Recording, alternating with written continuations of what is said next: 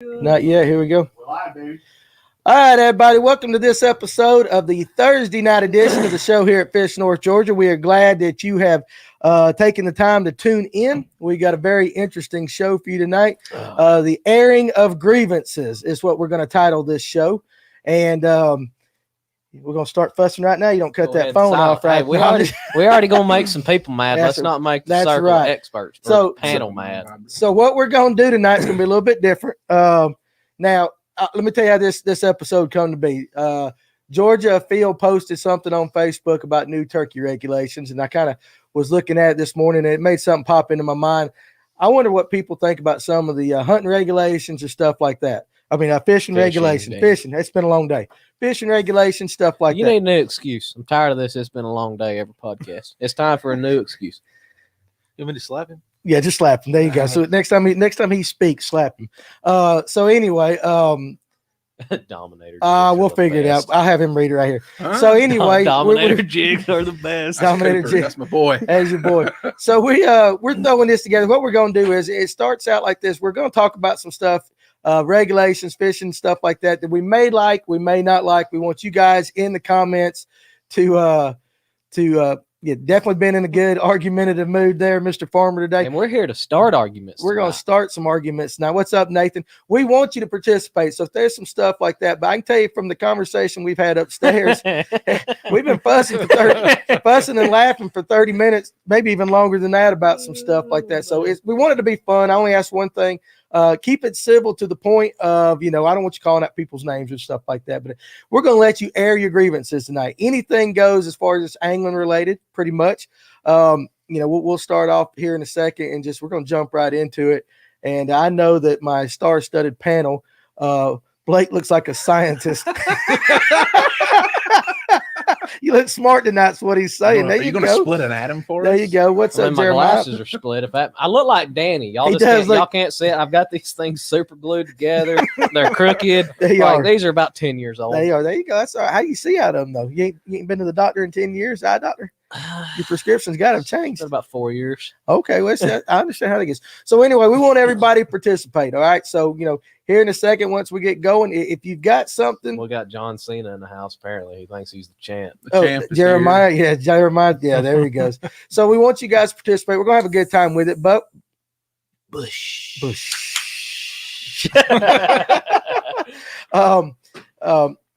Anyway, where's Blake? Look at that. Where's Blake? We just found this guy here. So what's up, Stradley? Harry Potter's cousin. Buddha. Harry Potter's cousin. Look, they're in a good mood tonight. The comments are coming through. Here we go. So we're gonna have fun tonight. All right, let's take care of some business first. As always, this episode is brought to you by State Farm and the Cassidy Agency. Guys, you hear me talk about it twice a week. And anytime you come to the store, I'd like to talk to guys about all the things that State Farm can do for you, from your home, your auto. They even with Quicken Mortgage, I believe that's it. Doing mortgages and stuff right now. The personal articles policy. Again, I talked to a gentleman today, bought a rod. Listen, $75 a year protecting all your rods and everything. Again, if you break it, you probably got a warranty on your rod, and that's fine. But if you lose it, somebody steals it, that warranty that you've got with that rod manufacturer don't cover anything. But for $75 a year, you can cover it. And I think that's absolutely a fantastic thing. It's a great bargain. Sometimes warranties are cheaper than your policy. Or more expensive. More expensive. You're right. Yeah. You have to. I'm like, man, that's just not good business right there. But anyway, so the Cassidy Agency, Chase Epley is our guy, 678-779-7269. Or you can email him, chase@CassidySF.com. And I got it right this time. I wasn't looking behind me. So Napoleon Dynamite.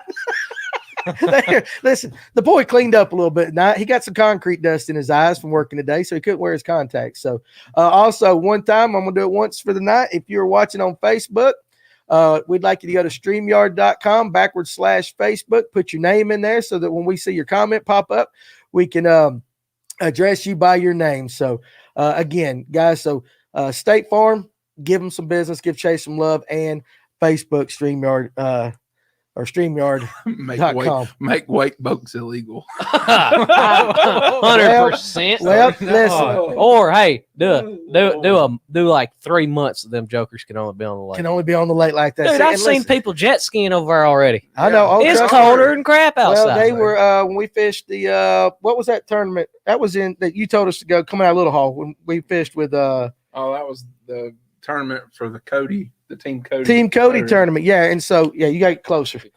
Come on, Goofy, get up there. I know you're new. I'm going to introduce you here in a second. Sorry about that. But they were guys out there already, and that was in what, February? They've been hardcore at it for about 3 months. Seriously, they were back there. It was freezing. People are stupid. Yeah. They are. So people's tubing. People's getting. You look like Tino. Hey, look, you look like Tino on Bob's Burgers.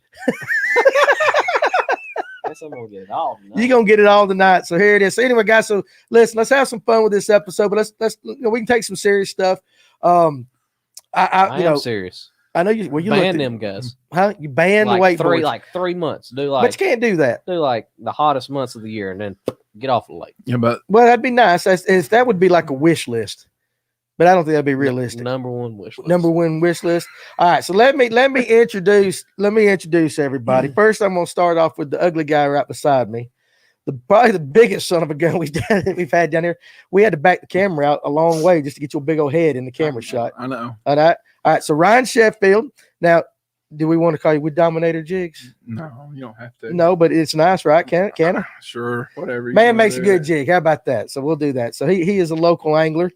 How else you want to be described other than the biggest joker that's been here? What size is your head? Big. I mean, seriously, have you ever measured that cranium? 10 gallons. I don't know. This is an extra large hat, so it's struggling. Tell you what, you put it. hey, you put him on a 19-foot boat. The boat's doing this. Yeah, you're a big old boy. The boat's doing this.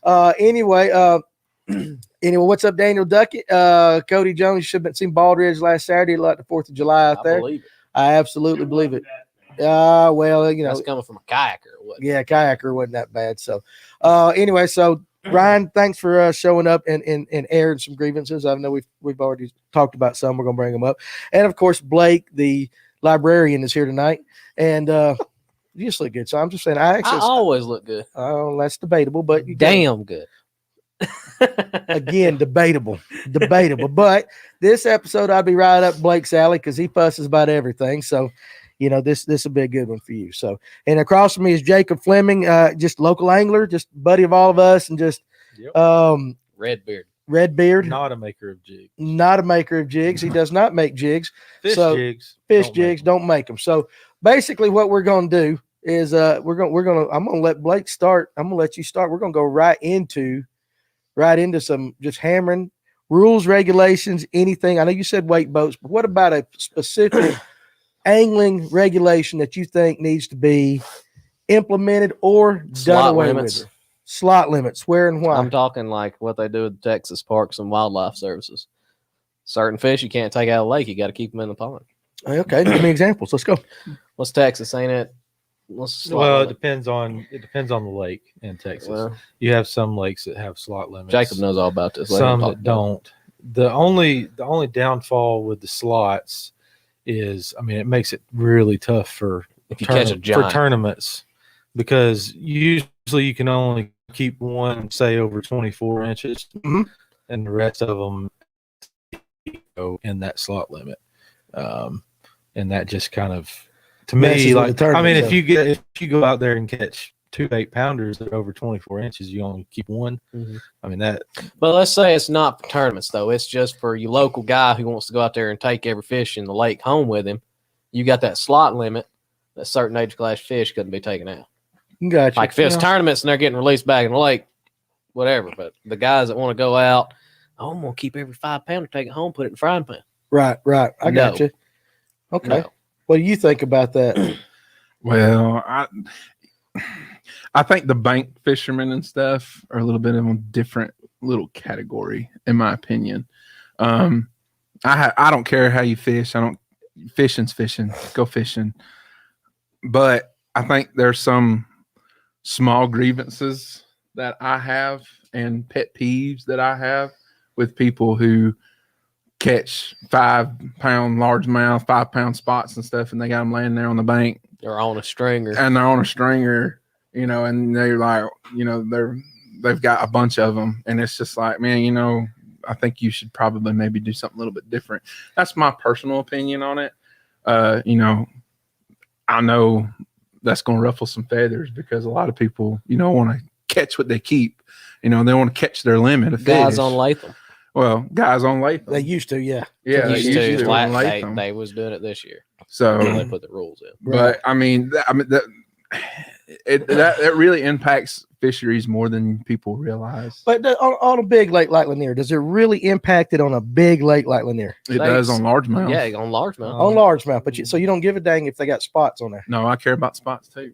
Talking about the big ones, like I'm talking about Joe Blow over there on the bank with 5 and 6 pound largemouth sitting on a stringer. I'm gonna take these home and eat them. But legally he can. But yes, it is legally. But I think what it is we need education on. Hey, there's only there's the population of the largemouth on Lanier is small, and we shouldn't be keeping everything that we have that you catch, because I have seen it with my own eyes. I have seen people in pontoon boats pulling out largemouth. Yes, man, we caught these off a dock off a light on some crappy menace. And they've got there's 4 guys in the boat. Right. And they all have 5 of them. And they're pulling out 5 and 6 pounders. And it's just dude, it's you have no catch your 5 limit of fish, dude. But the largemouth population on Lanier is a bit more fragile than people I think realize. A lot more fragile. And it's not like 10. this. The limit is actually 10. If I'm not mistaken. 10 is it 10? 10 per person a day. Yep. 10 per person. That was something I was going to bring up tonight. Is I thought that it should be lowered from 10. I mean, I didn't know that. I learned something already. Look at it this way. Say you've got 5 guys on pontoon boat sitting there on a damn green light, and they pull 50 largemouth out. That makes a big impact on an area. What do you think? How big an acre would that be? 4 acres? Well, I mean, them 50 largemouth are back gone. And it depends on size, depends on age of fish. I mean, if you're taking a mature fish out of, a bunch of mature fish out of the fishery, then like your big, you're not going to get the good reproduction for years to come. Right. You're taking 5 pound spawning females out. It's going to hurt the fishery bad. Okay, I understand that. Okay, but let's play devil's advocate there. State says that limit is set, and that should be able to sustain it. The lake should be able to sustain it. How often do you think the state goes out on Lanier and does a checking? Well, does a shocking? I have no idea. I'm just saying that's just their thing. Is that every year? Are they going and checking every pocket, every cove, everywhere on the lake, or are they just checking certain sections? They can't. Well, and see, that goes back to sitting in an area, taking everything you can out of that one area. And I know they check young. I know they do young deer because I've actually seen them in young deer. Shocking. Yeah. Okay. Well, all right. So fine. So slot limit, guys. Make sure. He traded the hat for the glasses tonight. Listen. Also, too, guys. Make sure. Listen. If you've got something, we want you guys in the comments to go ahead. We're gonna start reading your not just your comments about Blake, but how long is that? Has the laws been adjusted? That's a good one by Kevin Chadwick. I don't know the answer to that. I'll say what Cody Jones said right there, though, is that but at the same time, keep the small ones that are ruining the population of future big fish. Talk about Zwerner or whatever, Yahula or whatever. Yahula. Well, yeah, whatever you want to call it. Right. Dude, I remember being in high school going on a 10-foot flat bottom boat. Right. And we would catch 8-9 pounders. And now the only time you see those fish on that pond is when they're spawning. And then after that, you don't see them anymore. Well, because there's just, I don't know what they do, where they go, but the pressure of how many people just catch, keep. Right. Is just, it's really hurt that lake. And those are Florida strain. And they're in Dahlonega. Right. And that's kind of what I was saying. Though. But, that's a 100-acre lake. Right. So 100-acre lake compared to a cove in Lanier is 2 different things. Not really. Well, I would say so. Cove and a creek's a different thing, Danny.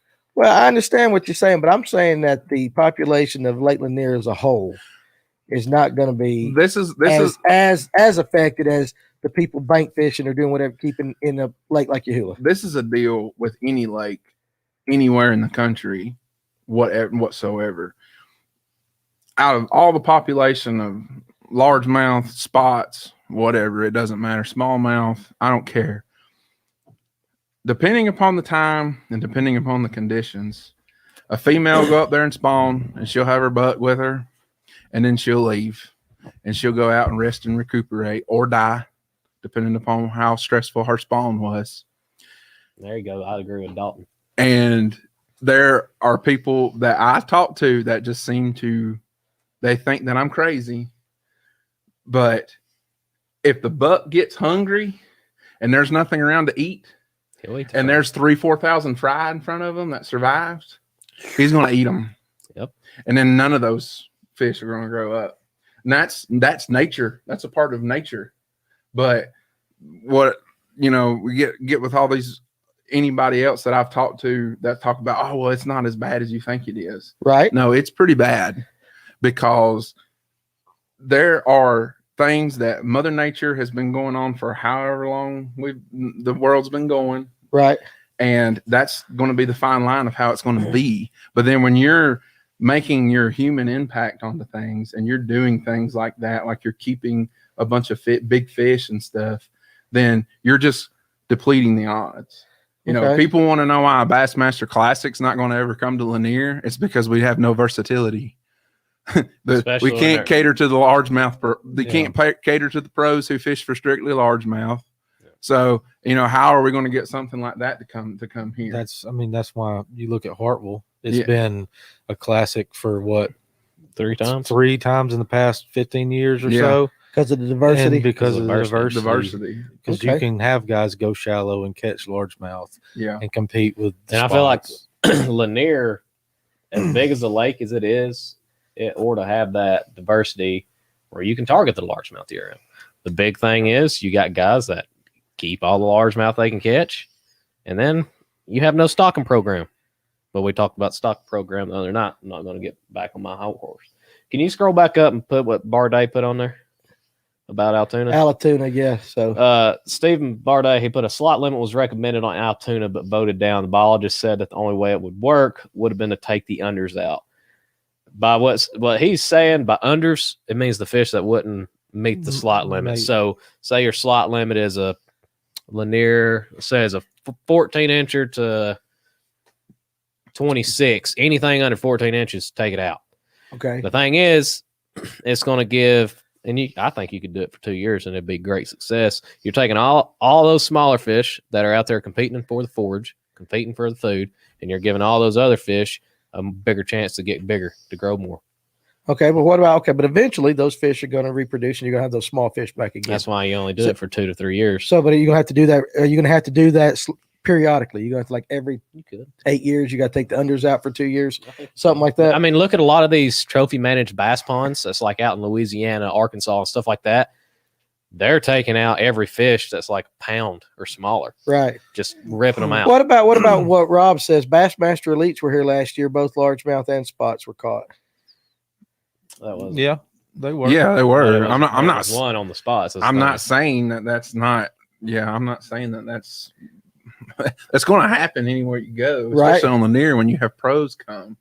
But that is one of the things that keeps a big event away from Lanier. So you're saying that hinders just the reputation. It's what hinders Lanier from getting more of those. Like a classic presentation. Anytime you talk, anytime anybody ever says anything about Lake Lanier, what's the thing that's brought up? Spotted bass and striper. Yeah. Well, that's what it is. Though. That is.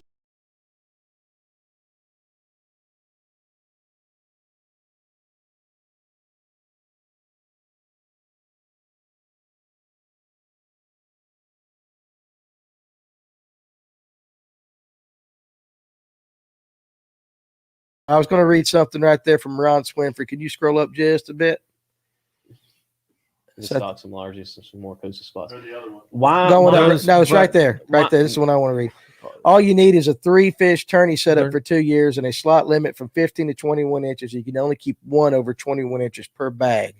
Why? What's the difference between a 3-fish tournament? I'm going to make some people mad. People complain about 5-fish tournaments because people have fish dying. That's because people are being sorry and not taking care of their fish. You can upgrade your live wells. You can treat those fish better. I had a problem with fish dying. I'll admit it. Yeah. I went and turned around and bought a $400 live well system, Airstone, and you can ask Ryan or Jacob. I have not lost a fish in almost 3 years because of that. So you're saying it really doesn't matter if it's a 5 or a 3? To me, no. So there you go. So you're all the negativity. So you're airing right now the fact when people say something about three limit tournaments during the summertime, you think that's just to me it doesn't matter. Not a big deal. Well, yeah. I mean, if you've got that, you can. I mean, but how many people do that? That's just it. I mean, 3 fish. I get it. I don't know. It's just all about taking care of them. Well, I totally get that. I've been to tournaments and watched people drop fish out of their boats. So how about delayed mortality is what he's talking about. Delayed mortality in the summer is an issue. And that's because people don't air their fish. They don't oxygenate their water. They don't keep the water cool. Like I said, I've seen people pulling fish out of live wells, dropping them on pavement. I'm sure we've all seen that. We have. We've seen it. Dude, you put your bag right beside your boat. You can even hook it onto the side of your boat and somebody put the fish straight in the bag. Right. That's easily able to stop. Well, okay. So, Tim White, tournament, he meant to say anglers don't hurt the population. I agree with that.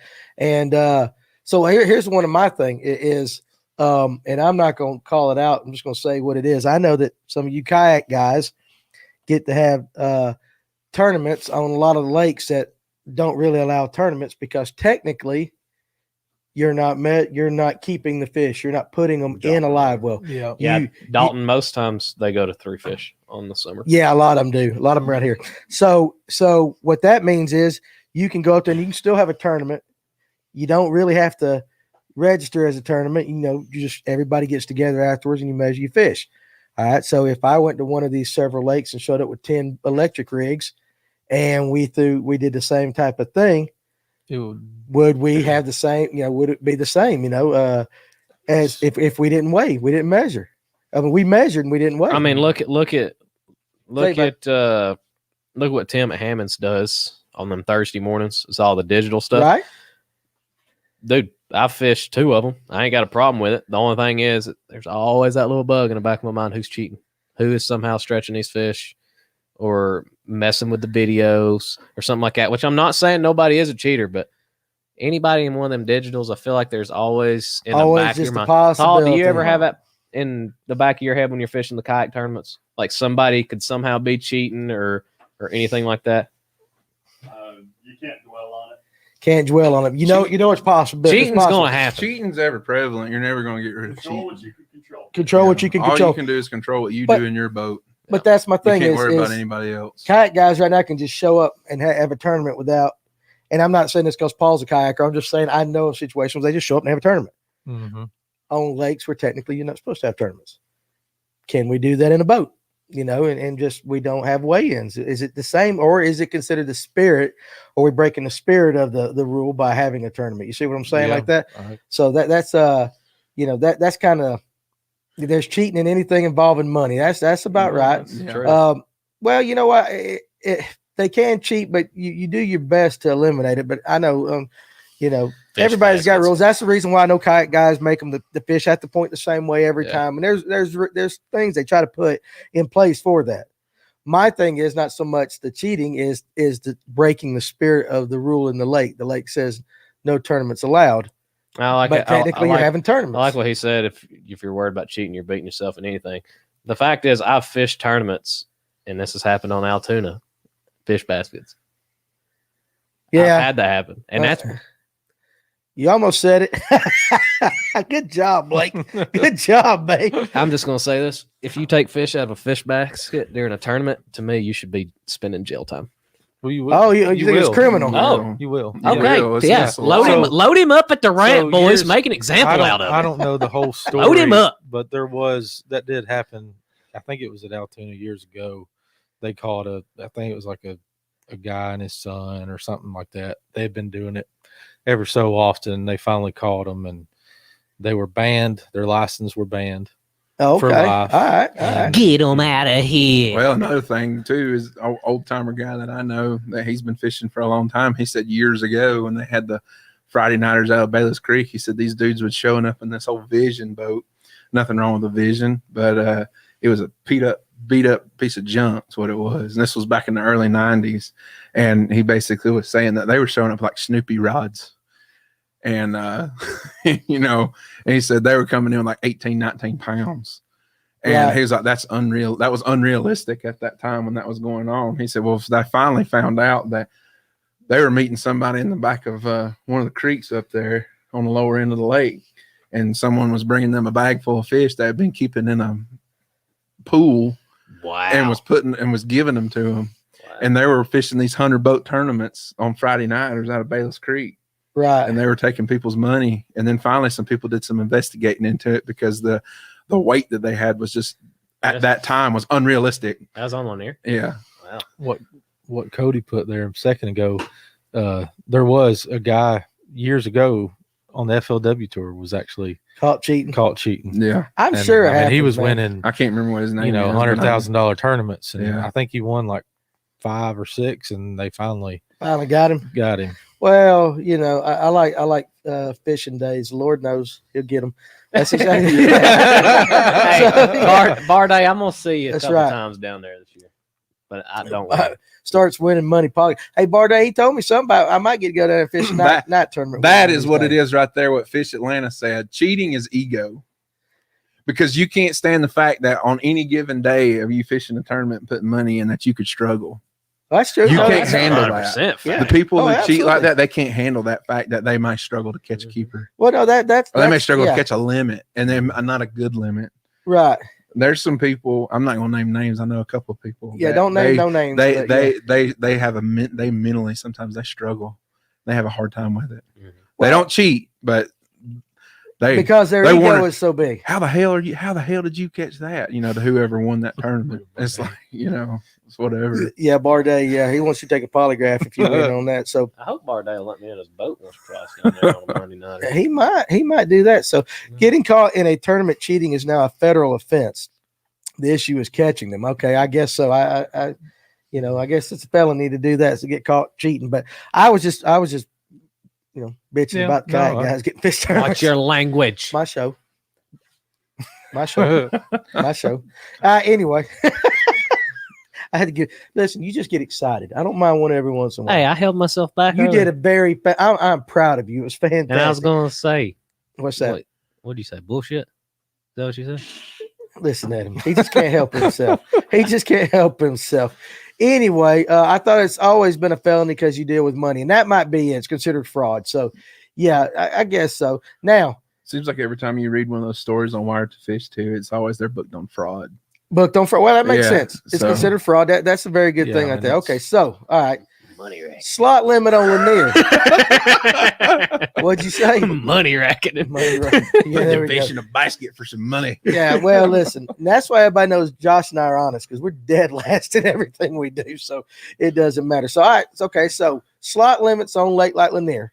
Now, or is that statewide? I do statewide. Statewide.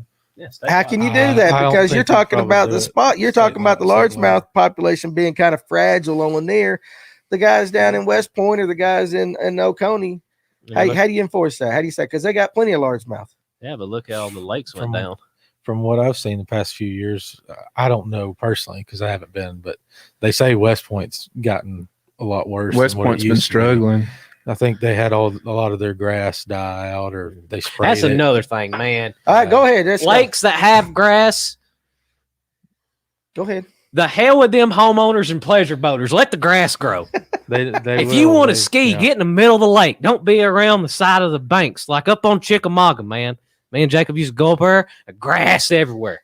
Now, you struggle to find a mat. Unless you go way up north. The boy's butt hurt about Chickamauga. I'm serious. Every time the word Chickamauga pops in his eyes get big, and he struts like old Banny If there's lakes that have grass in it, let it grow. Yeah, if you get an invasive species, take care of the invasive species, but don't just start, I'm going to start spraying everything. The heck with it all, like kudzu. Just that Mike Long rig too. Yeah, I forgot about him. Mike Long, at the end of the day, those TVA people, they care more about flood control and electricity than they do the fishermen. And well, I that's mean, their business. That's yeah. just what it is. That's what they say over at Latham.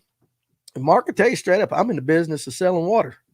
The fishing's one thing. So but that's a private lake. I get it. Yep. But Latham is a private lake. So that's a little bit different rules apply to Latham. On the other hand, you could look at places like Chickamauga, Gunnersville. Look at the amount of revenue they're bringing in the towns around there from people staying. The license. I know this past year license was like sky highs. The number of people, fishing. Yeah, this year. Because of COVID and all that. So, well, that's like them trying to kill all the grass in Okeechobee. What? That was like them trying to kill all the grass in Okeechobee. All you gotta do is follow Tom Mann on Instagram and Facebook, and he was going out there like he was a year ago or 2 years ago, and he's showing them spraying the grass in Okeechobee. And apparently one of the reasons, I don't know if it's true or not, if anybody knows, they can say what it is, but supposedly there was a large also a recreational boating lake. Just like what I was talking about. Why you would want to go recrational boating on Okeechobee is beyond me. Shallow. Hey, we're going to go skiing, and I'm just going to run aground. Exactly. Well, seriously. I mean, Okeechobee, man, if the wind picks up high enough, which it does, it's Florida, one side of the lake will be deeper than the other side of the lake. Right. So, I mean, why you would want to go jet skiing and fall off and eat dirt is beyond me. But that's what killed Varner, killed the grass, and the fish have struggled to compete. I do know back in the day they was really catching some monsters. They're still there at Varner, but I mean, it was Chris is right. I like what poor old Daddy Fishing said down there. It's a good name. But wake boats are washing out shorelines, trees, and falling in the water. All you gotta do is go ride down Lake Lanier. Yep. Don't even pick up a rod. Yep. I've been fishing on Lake Lanier for 12 years now, pretty hardcore, and you can see the bank is where it's eroding, where it's going away. It's going away. It's going away. The main cause from that is all them people going out there doing round and round and round with Yeah. Timmy and Jake on the back. What'd you just say? I said people out there in the middle of the lake going around and around and around with Timmy and Jake on the back of their cube. This is fun. Timmy and Jake, huh? Timmy and Jake on the tube. All Get right. off that tube, Jake. Get off that tube. Which Jake. I believe, which I have another thing about that, which I'm gonna say Well, hell, that. why not? Let's go. No, I'm gonna talk You ain't about having it to do in May. anything, I are ain't you? gonna do nothing tonight. Just go. Well, Keep no, I'm talking. gonna talk about it in May when I come. Well, let's because talk now. that pertains to my one that I'm coming to do with you in May. So, Are you doing one with me in May? Top water. We're Top gonna talk water. about top water Yeah, all get day you. long. Brains beat to You death. can get Okay. your brains beat to death. Well, but, listen, I got my brains beat all to it death is in that like this tournament. past year, basically, you got everybody with a boat and two kids named Jake with a bunch of top waters in the boat, and they're out there running around every single point, Well, reef and brush pile Well, over see, and over and listen, over and he's talking again. about wake boats breaking docks free of moorings on some lakes and all that. That's true. Let's see. Okay, Derek White's going fishing. He's going to jack some lips and spots. Yeah, go on, buddy. There you go. Let me know. He'll be posting pictures tonight of all the About to fish. say, let us know. Yeah, let us know what you didn't catch, because I mean, yeah, he's been slamming them here lately.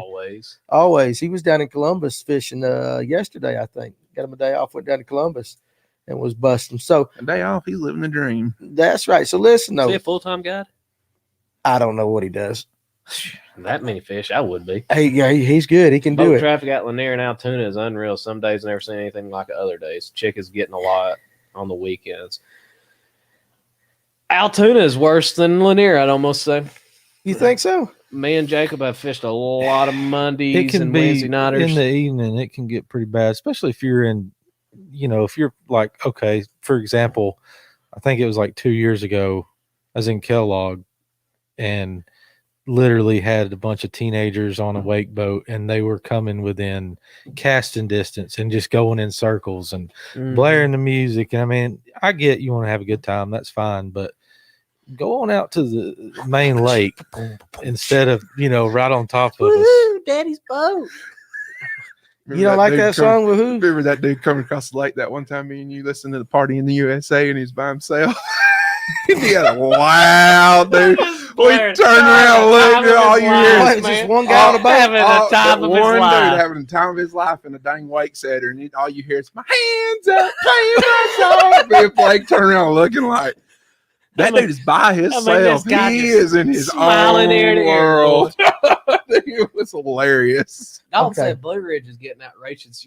Well, it is a tiny lake. It is a I tiny lake. never imagined that lake would have Oh, that yeah. much pressure on it. But talking to him the other night, Yes. apparently it's gotten crazy. Well, I think every lake has gotten crazy pretty much I mean, now because the I accessibility. got my look stimulus at- buying a boat.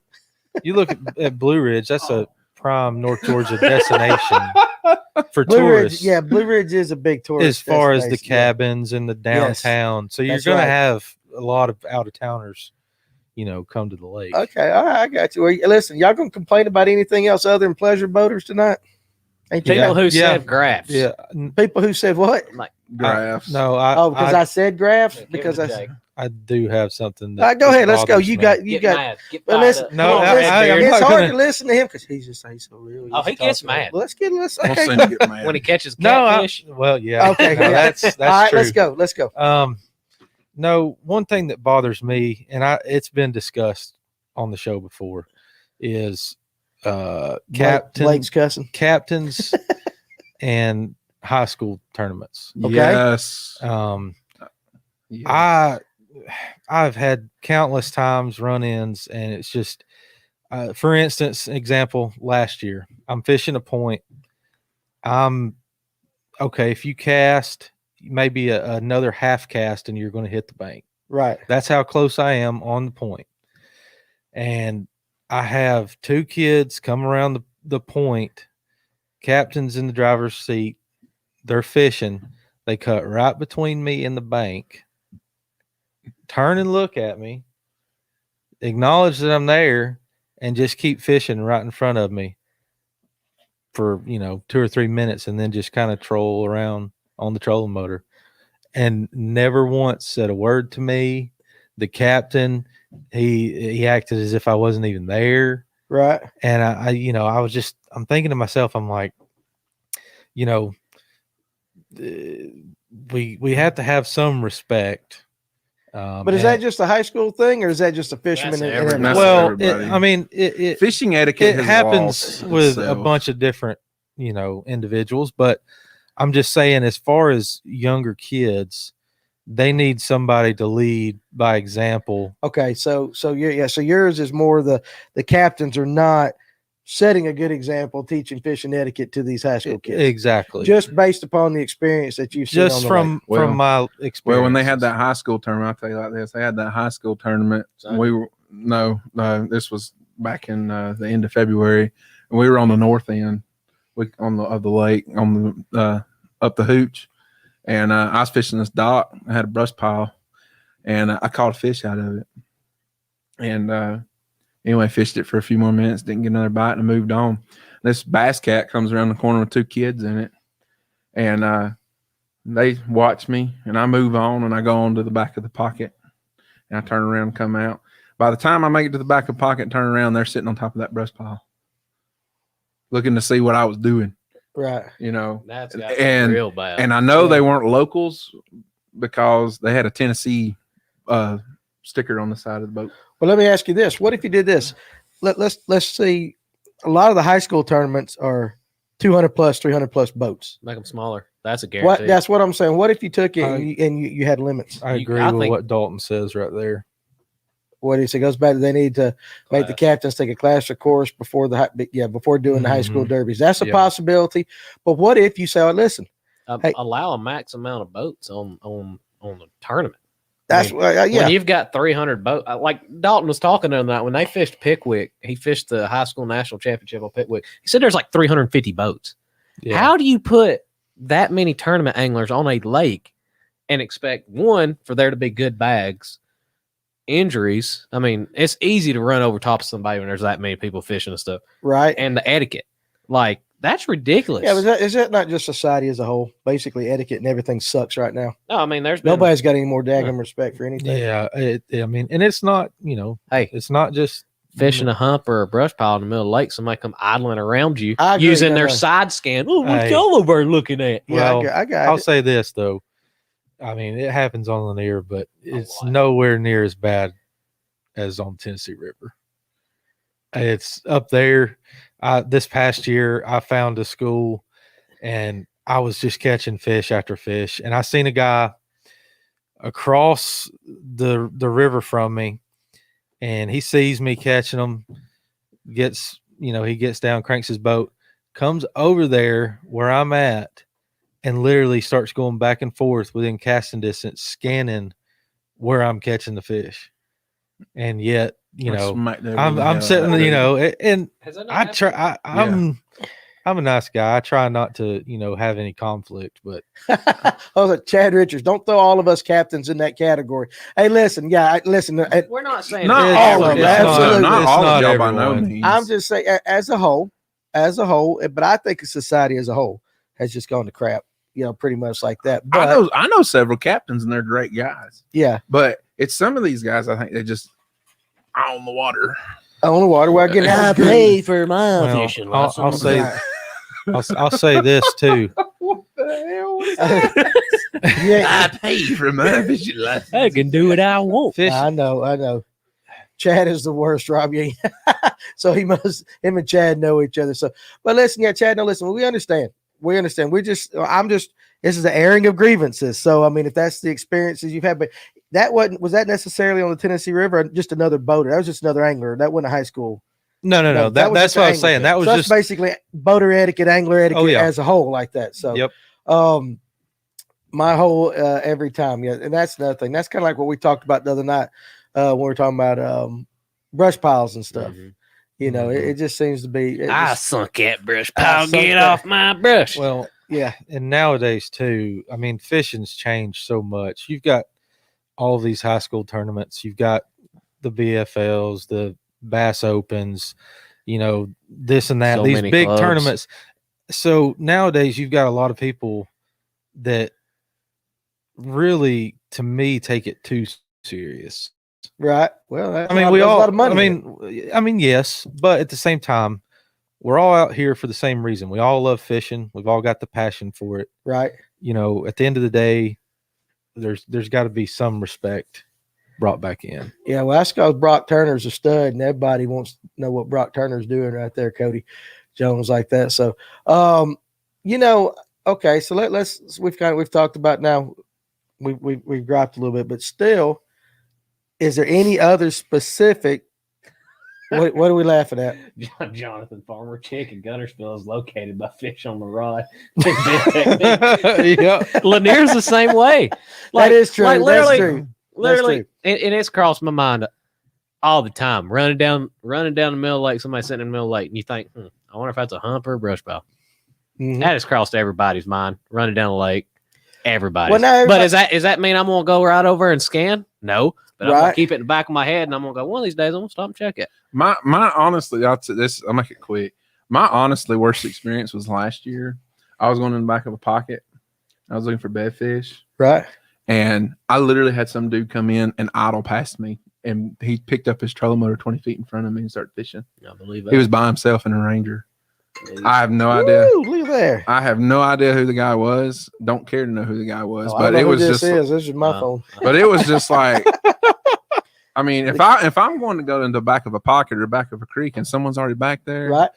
Damn, someone beat me back there. Turn around and go on to the next one. Yeah, that's what you're supposed to do. I mean, maybe I was raised different. I was raised, if I done somebody else wrong, I mean, I get my ass beat. But I mean, well, that's before you was 8'2" and Shrek like. Well, it's just Derek White's got a safety tip. Check your ball on your hitch. Mine was just loose and could remove the nut with my hand. Hey, there you go. Got to check it every so often there, Derek. But good. That's a good point. Nathan says this. I fished with a guy.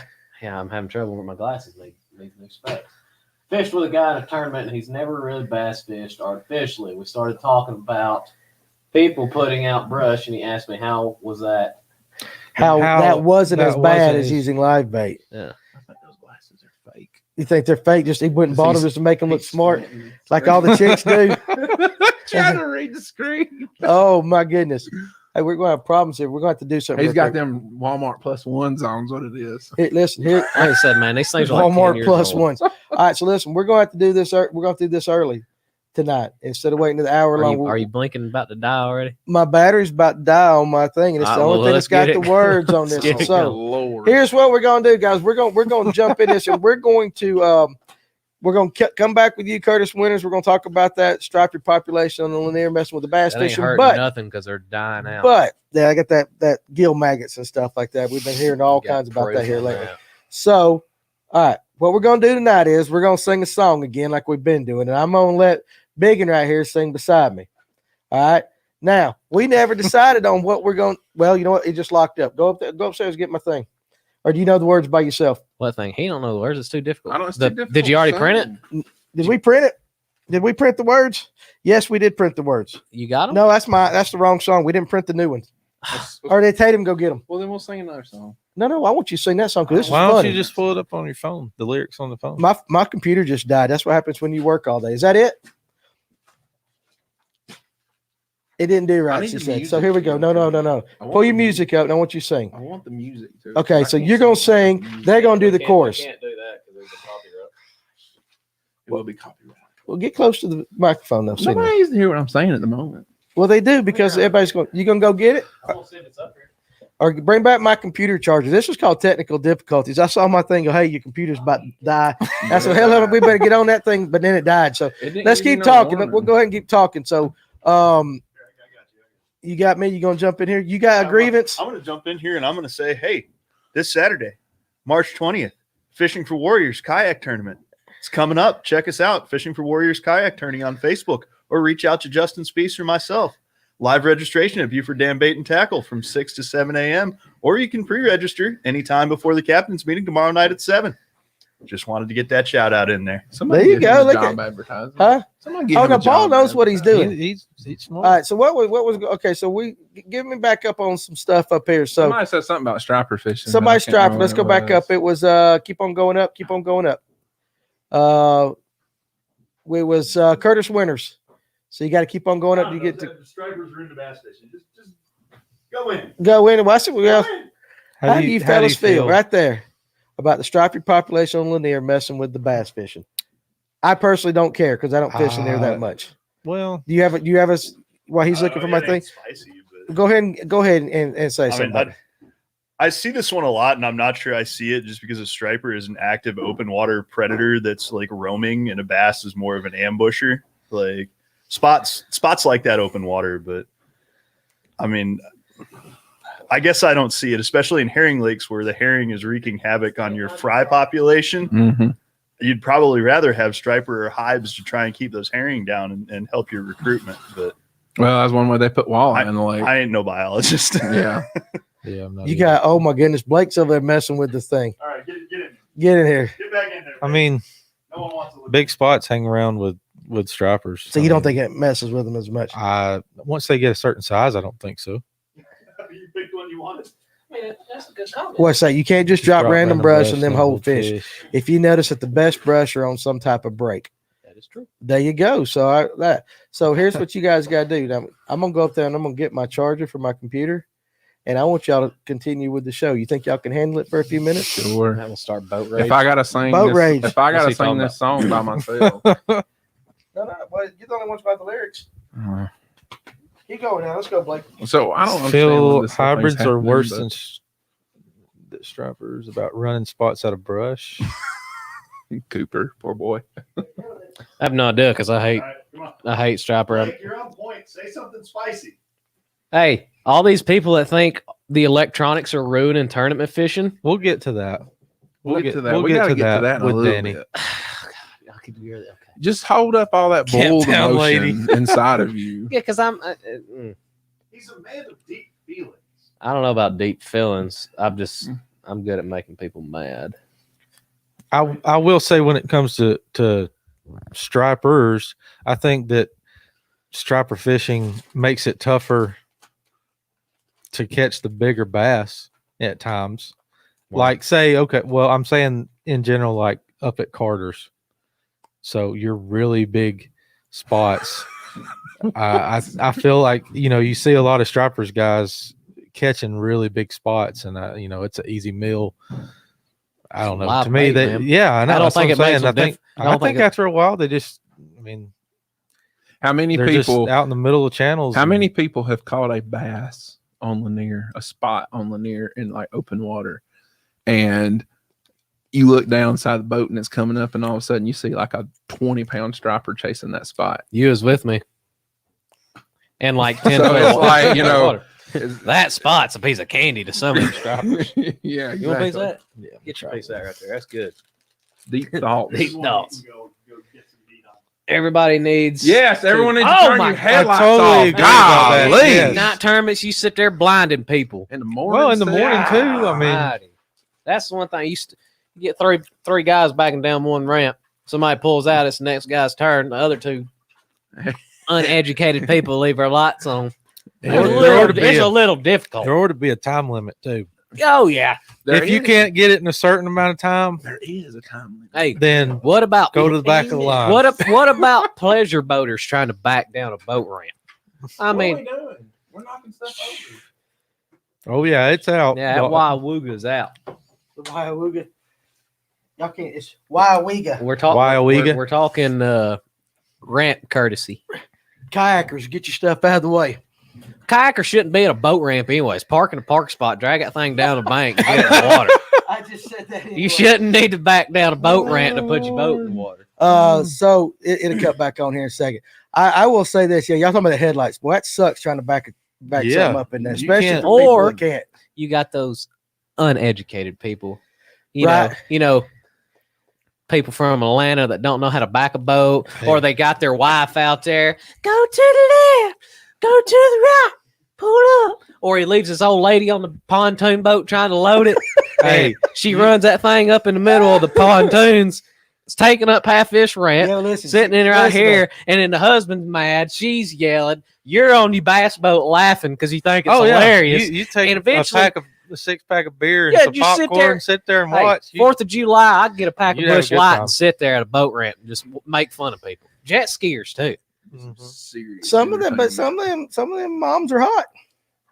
I mean, Yeah. You know, it ain't all Yeah. about. You don't want them to get that boat in there anyway. Hey, I know how you are, buddy. Hey, baby, turn that thing sideways one more time before you get it on that trailer.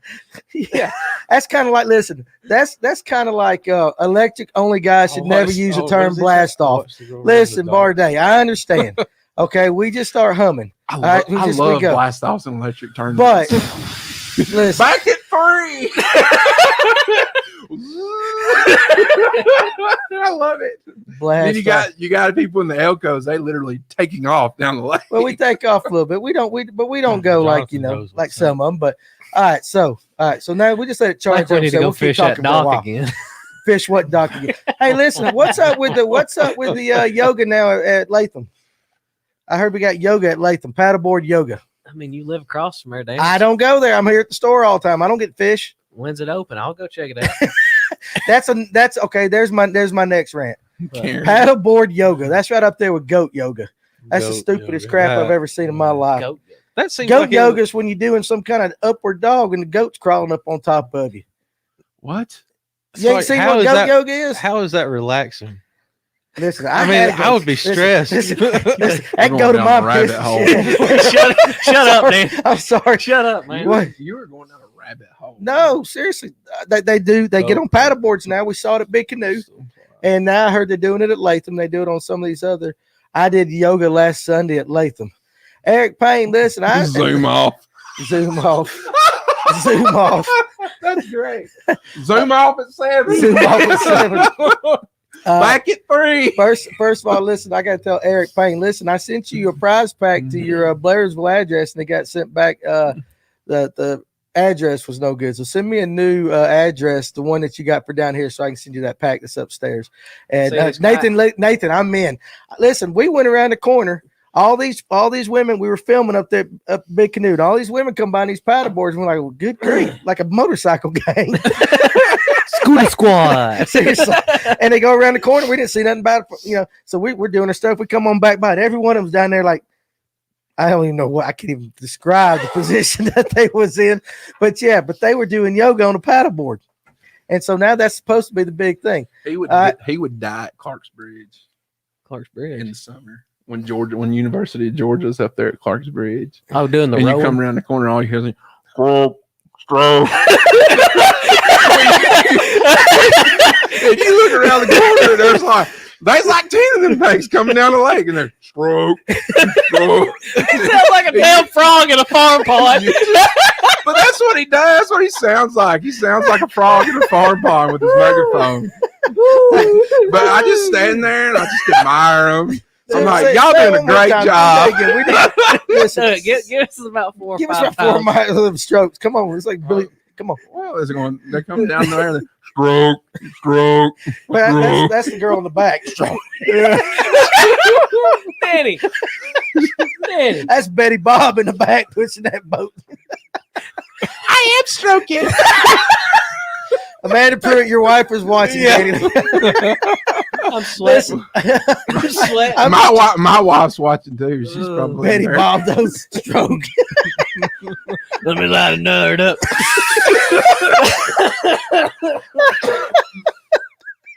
I'm sorry. That's funny. I seen some of the kayak guys take offense to what I said about the boat ramp. No, by all means, use the boat ramp. Just don't. It shouldn't take 10 minutes to unload a kayak. They just put the kayak there and then they go park and all Yeah. that. Just put the kayak to Yeah. the side. That's what I was talking about there. So, oh boys, I'm in trouble. You talking about Betty Bob stroking on? I like to see Blake on the back of that pontoon boat and that dude telling them to stroke and him in a wife beater, short shorts. Bush light in one hand. He had to grow his mullet back. Listen, I'm not gonna lie. Listen, I'm not gonna lie though. Listen, this is the best Go thing. faster. Listen, this is the best thing I've ever seen fishing though. We were up, me and a cousin were fishing up on Amicalola River. We're trout fishing. We don't waded way on back into this slow stretch. And you get your kayakers or whatever come through. Then all of a sudden here comes this guy out through here. All right. This guy's got a woman on the front in like a paddle boat, a paddle board kind of thing. And to the back of that paddle board's tied this old inflatable raft. He's got his wife up there. She's paddling, and his ass is laid back. He's got beer and all this stuff. And he's got his 12. He's got a couple 6-packs off the back of the thing, and his wife is pulling him. You know what that is? Success. No. Hey, that is her going. We're going down the river. If you like it or not. All right, then let's go. That's exactly what that is. I was sitting there and I was sitting there with my cousin. I said, man, that guy's got it made because he's just laid back. All right, but she was honest. He was paddling like hell, trying to get him through that slow stretch right there. But he just had his beer in the water and all that. Now, You ever been tubing? I seen a woman.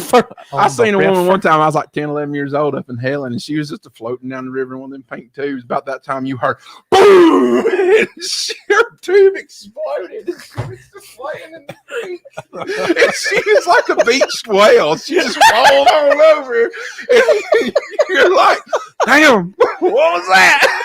It's just awful. but she was just flopping. She was rolling like a beached whale. It was awful. You know, she's rolling over rocks and all kinds of stuff. And she's help.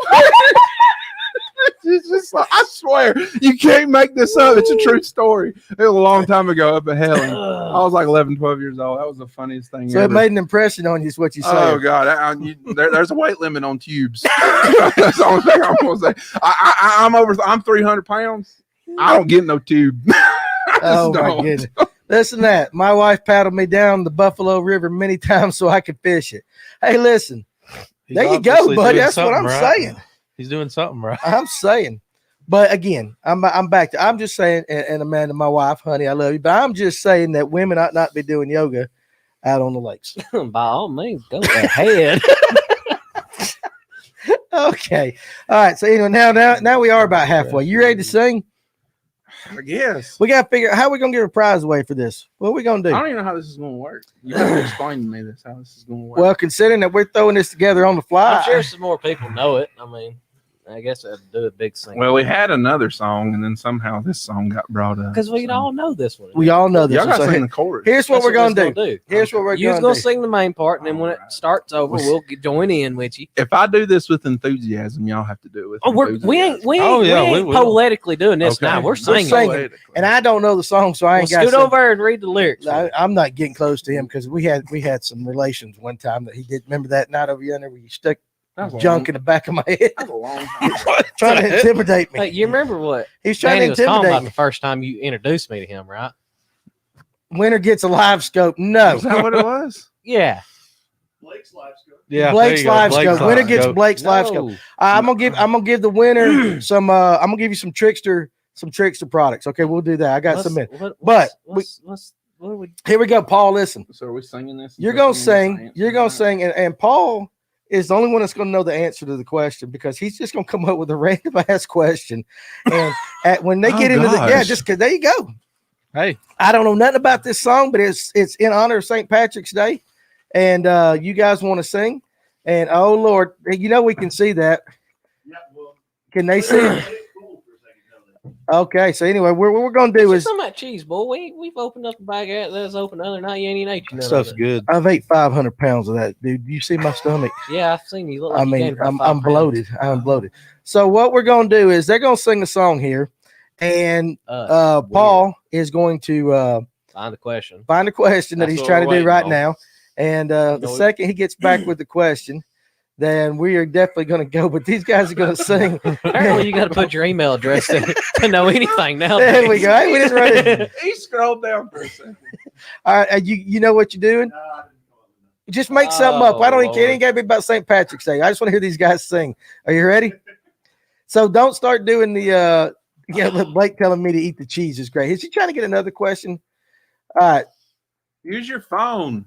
I don't have any signal down here. There you go. I see the answer there right it there. is. There it That's a is. All right, good he's one, got yeah. his question. So you guys start singing, and then about the chorus part, Danny, there's a lot of courses. Yeah. well, He'll just put it up there. he's when he going to put it wants up there, and the first person that answers the question correctly gets some trickster baits from me. So get in there, Mr. Enthusiasm, Let's and get rip some this song because enthusiasm. this is your song because I had a totally different one picked out. But come on there, Shrek, go.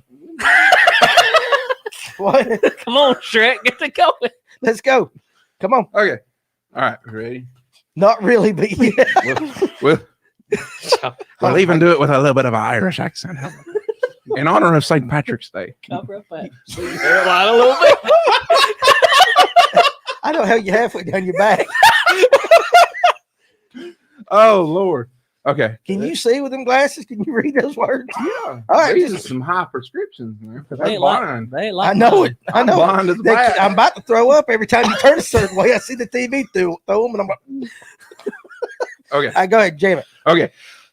Ho, roll the rattling bog down in the valley. Oh, roll bog, the rattling bog down in the valley. Oh, well, in the bog there was a hole, a rare hole, and a rattling hole, and a hole in the bog down in the valley. Oh, roll the rattling bog down in the valley. Oh, roll the rattling bog down in the valley. Oh, well, in that hole there was a tree, a rare tree, and a rattling tree, and a tree in the hole, in the bog down in the valley. Oh, roll the rattling bog down in the valley. Oh, roll the rattling bog down in the valley. Oh, wait a minute, we lost it. You moved the screen, and I lost where I was. And on that tree there was a branch, a rare branch, and a rattling branch, and the branch on the tree, and the tree in the hole, in the bog down in the valley. Oh, roll the rattling bog down in the valley. Oh, roll the rattling bog down in the valley. Oh. Don't stop. Don't stop. You got to keep going. And on that branch there was a limb, a rare limb, and a rattling limb, and a limb on the branch, and the branch on the tree, and the tree in the hole, in the bog down in the valley. Oh, roll the rattling bog down in the valley. Oh, roll the rattling bog down in the valley. Oh, well, on that limb there was a nest, a rare nest, and a rattling nest, and a nest on a limb, and a limb on the branch, and the branch on the tree, and the tree in the hole, in the bog down in the valley.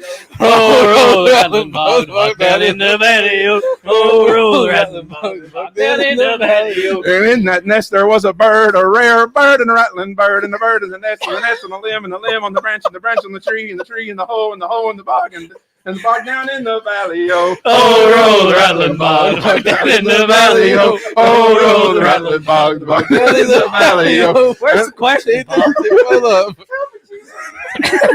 Did you delete the question? Woo!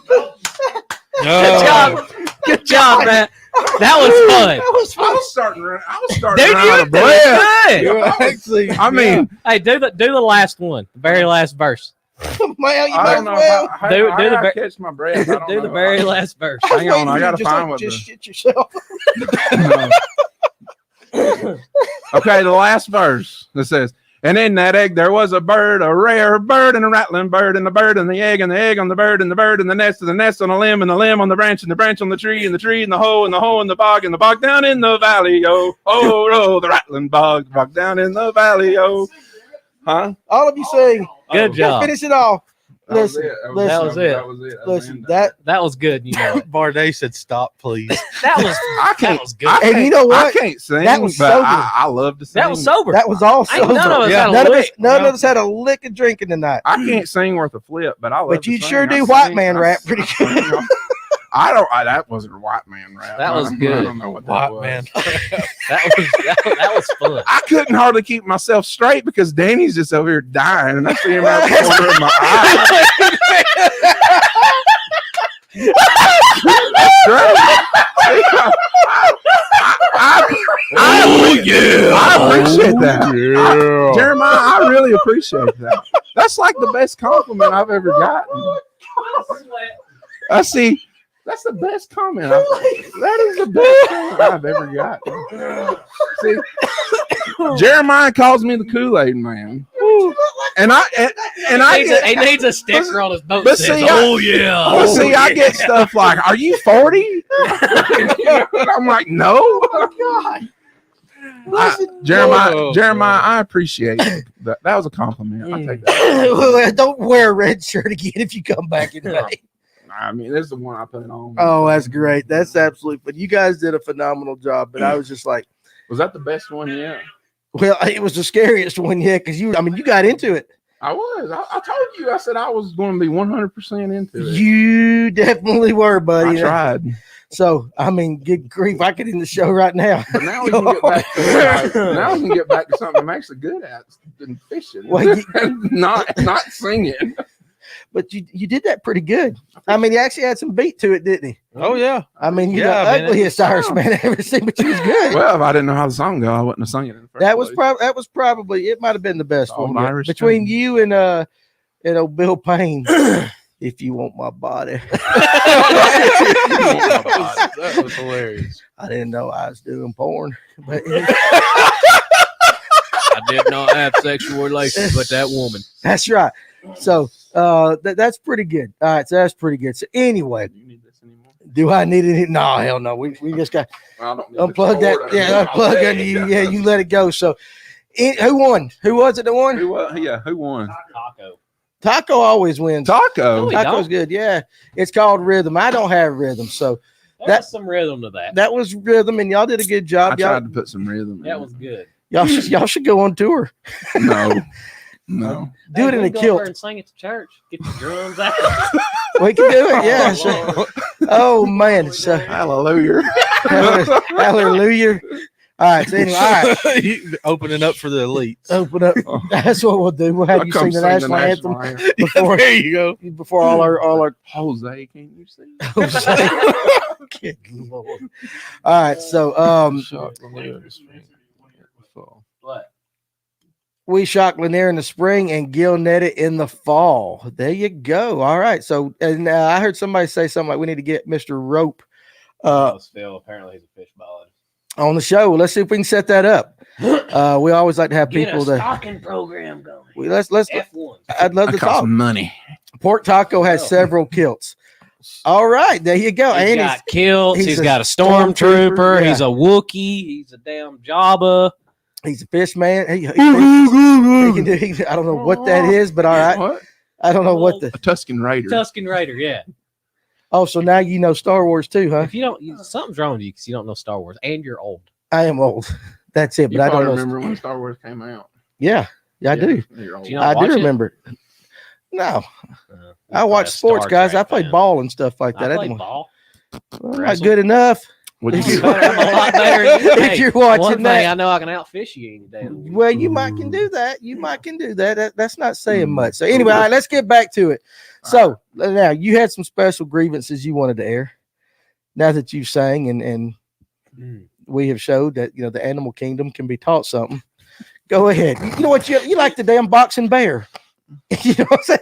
You ain't never seen them big old grizzly bears that box guy gets in there and plays with them? No, Dan. Okay, I guess I am older than you guys. But anyway, stocking program is showing some results on Alatuna Stephen Barday. What do you think about that? Right now, go. Yeah, Yeah, that's yeah. I mean, that's Brought to you 16 by- yeah. incher. They were putting what F1s, I think. That's what they said. I don't know. putting I'm in. not sure. So that we'll see. I need That's the- good, I need a though. shirt that says original. I've said I'll get you one. it. I mean, Altoona would be the perfect largemouth only lake. Yeah. But I mean, it can't now. I mean, Right. no. Well, you always But, got those spots in because of the Coosa. Yeah. You know, stuff the Etowah and the Coosa. But it would be nice if the largemouth would actually do for themselves though every once in a while and like out compete the spots. You always, Yeah. That would be nice. You always hear them guys back in the 80s. Well, it's true. Back in my day. Yeah, back in my day, that lake was full of grass and 6 and 7, 8 pounds. I don't know if it was. We but used to flip June bug worms on lead. I don't know. But I've had a ton of guys I've that had some guys tell me that stuff. Well, that's but- yours, man. I don't need that. I've had a now. ton of you guys don't say need that that. Altoona That's used to be just amazing. Okay. No, now my grievance. Your and it's not grievance. really a grievance, it's more of a safety thing. Please. Oh, here we go. Please. Close your ears. Please. Yeah. If you're going to fish a big lake in a kayak, by all means, fish a big lake in a kayak. But if you're going to be on a big lake in a kayak on a Friday night at 11:30 in the middle of a channel, you need to have a light on the back of your kayak, And a bright light. a bright light. Or on your This head. cell phone, I'll wave my cell phone in front of you. That stuff ain't going to work because if you're driving 40 miles an hour at night, and I know there's probably some people who drive a whole lot faster than that, but I don't personally do it. Blake, Oops. Mhm. boats don't have brakes. No. And I know of 3 instances this past year that someone nearly got hurt because they were in a kayak on Lake Lanier at 11 o'clock and they didn't have no lights on their kayak. So that's my big grievance. And it's more of a safety thing to me. I don't want to run you over. Matter of I fact, got a 21-foot boat that weighs 1,800 pounds. If I hit you and square you up, you're dead. Yeah. I mean, So- that's straight up Yeah. truth. That's true. That's as true. And if I didn't see, and sometimes at night you can't see until you're right on top of right on top of somebody, especially if they're in a blue or a black kayak or something like that, or a dark. Yeah. And say that should go for anything. It does, I've, yeah. I've almost been run over. Ryan's been with me once, and we almost got clobbered by We a almost pontoon. got killed by a pontoon boat. I mean, it's 11:30 at night, 12 o'clock, and you just hear it. Why can I not see nothing? Right. But you know what's coming. You just Yeah. Or that kayak last year. Oh yeah, or the kayak last year, that me and we Jacob rode up on. almost run. Yeah. And again, we're not knocking all the kayak guys. We just want you Not to knocking the kayak It's guys. always This and is- it's a boat. It's just one. this It's is a always a safety few guys that do Yes. make Dude, everybody look bad. I'm gonna go ahead and tell you right now. If So, I run seriously. any of you kayakers over, and God forbid, knock on wood, I ever hurt one of you kayakers or something like that, the person who's gonna feel the worst about it is me. Mhm. I'm gonna feel like crap. I know. Because I'm the kind of person, people that know me good, they know how nice I am. Blake knows I wouldn't hurt anybody. I'm gonna feel terrible if I hurt you. I So understand. please have something on the back of your kayak, that And in any that boat, we can see. yeah, in any boat, make sure your lights work, all that stuff. Yeah, in any boat, in a bass boat too. I've seen some bass boat fools go on money. And yeah, they got $5,000. Do you have a- gas, but they ain't got a $10 Walmart light. Yeah. do you have battery hookup to your lights on your boat? And that is true. See, and again, that's what we can't control is these cruise liners that go out at night and all that. And again, somebody said something. Who was it that said they can only control was it Paul? Or somebody on there, you can only control what you can control. I think it was Yeah. Paul and us talking up here earlier. So, but just make sure that when you do, Yeah, and like I said, guys, that's not take care of only your own stuff. It's not only with kayakers. It's not kayakers. It's John boats. Yeah. John boats. People out there in John. I would boats. say John boats are probably the worst. They're out there putting with their little 30 You got horsepower some, men. you got some cruisers out there too, man. I mean, they'll just put the bow up and just set her down like they're riding a wheelie in a monster truck stadium and just no That's lights. true. Yeah, that's right. And you That's can't right. see that running across the lake at night. Right. That can kill a bass boater. You get caught up in one of them, you hit it the wrong way, you're ejected. Josh Tatum, I'm sorry. That's funny as all get. Yeah, you'll feel like crap. We will be dead. Exactly. No shit. Well, listen, but I think Josh. I know you're one of the ones that I know takes care, and Yeah. takes precautions and stuff, and a lot of you guys do. But again, it's the same in everything. I mean, Yes, so it's bass everybody. guys. It's just again, it goes back to etiquette, and Fishing in a is way, supposed to be fun, and the one thing that can ruin fun fishing is somebody Injury. getting hurt. well, it is okay. So You're going to go out on a Friday night in your kayak, and you're going to go catch some bass or catfish or whatever you want to catch. You're going for fun, right. and that fun can turn horrific or deadly. Like, why am I real feeling quick. like something's going on here that I don't even know about? You doing your movie? It's movie inside stuff. jokes It's an inside joke because between all me three and of both of these guys have fished with me, and Okay, we've so all I'm the outsider here. yeah, we have all seen instances where something could have turned bad in a blink of a second. And then we Me and joke him almost getting run over. Me and him almost getting run over. Me and him almost hitting somebody on a kayak. Me and him almost hitting somebody on a kayak. Let me do this because Michael Temple's put out this. He goes, most of these state laws are made for a reason, and that's true. But now there was a comment made today on one of the pages by Woodrow Courtney, and everybody knows him. He does a lot of fishing around here. But he said all the conservative, and I'm paraphrasing, I don't remember exactly, all the conservatives that are basically for limited government and government get the hell out of their lives and let us do our thing. They're all like that until you start talking about their fish, and then they're all for laws protecting their fish and stuff like that. So what do you think about a comment like that? That's two totally different things. I don't want the government taxing my paycheck, telling me what I can and can't do. But when it comes to the outdoors protecting something that means something to everybody, which it's a double standard. Right. Oh, well, some people want their damn taxes taken out and this and that. Right. I just want my stuff protected so my kids can enjoy it. My kids ain't going to enjoy my damn taxes when I'm dead and gone, but they could enjoy Lake Lanier. That's true. I had a funny Joe Biden thought pop in my head. I don't say it. I don't do that. But it's just, but funny. okay. But you see what he's saying. It's kind of a little bit of a hypocrisy, a little bit that So it is. I was curious. It's a very curious comment. I don't think the government's going to be like, oh, we need to do something about the bass on the lake. No, that's the DNR. DNR is not government. Yeah. I thought they were their own organization. It's the government. It's the government. They're state employees. Okay, shut up. I didn't know. They were their own But I get people. what you're saying. But I mean, now I'm just curious. Are there any laws on lights for kayaks at night or before daylight? Paul? 360 light 360 light is required. All times, daylight and night? at night. At night, just at night. So I'd say a good safe thing would be 30 minutes before, just like trout fish, the Blast off and stuff. Yeah, 30 minutes. They'll watch the clock and they'll come get you after official sundown. If you don't have that light burning, you'll have a bad time. I bet that's what we seen last year with that guy. Tim White has a good thing right there too. it. Now, and we can get in. We'll jump straight into my next thing, or we'll go right into this. Tim White and Aaron Cole about got run over in his John boat last year, and his John boat is not a typical John boat, gentlemen. It is a nice electric only rig. That's that same number. Yeah, I don't know who it is.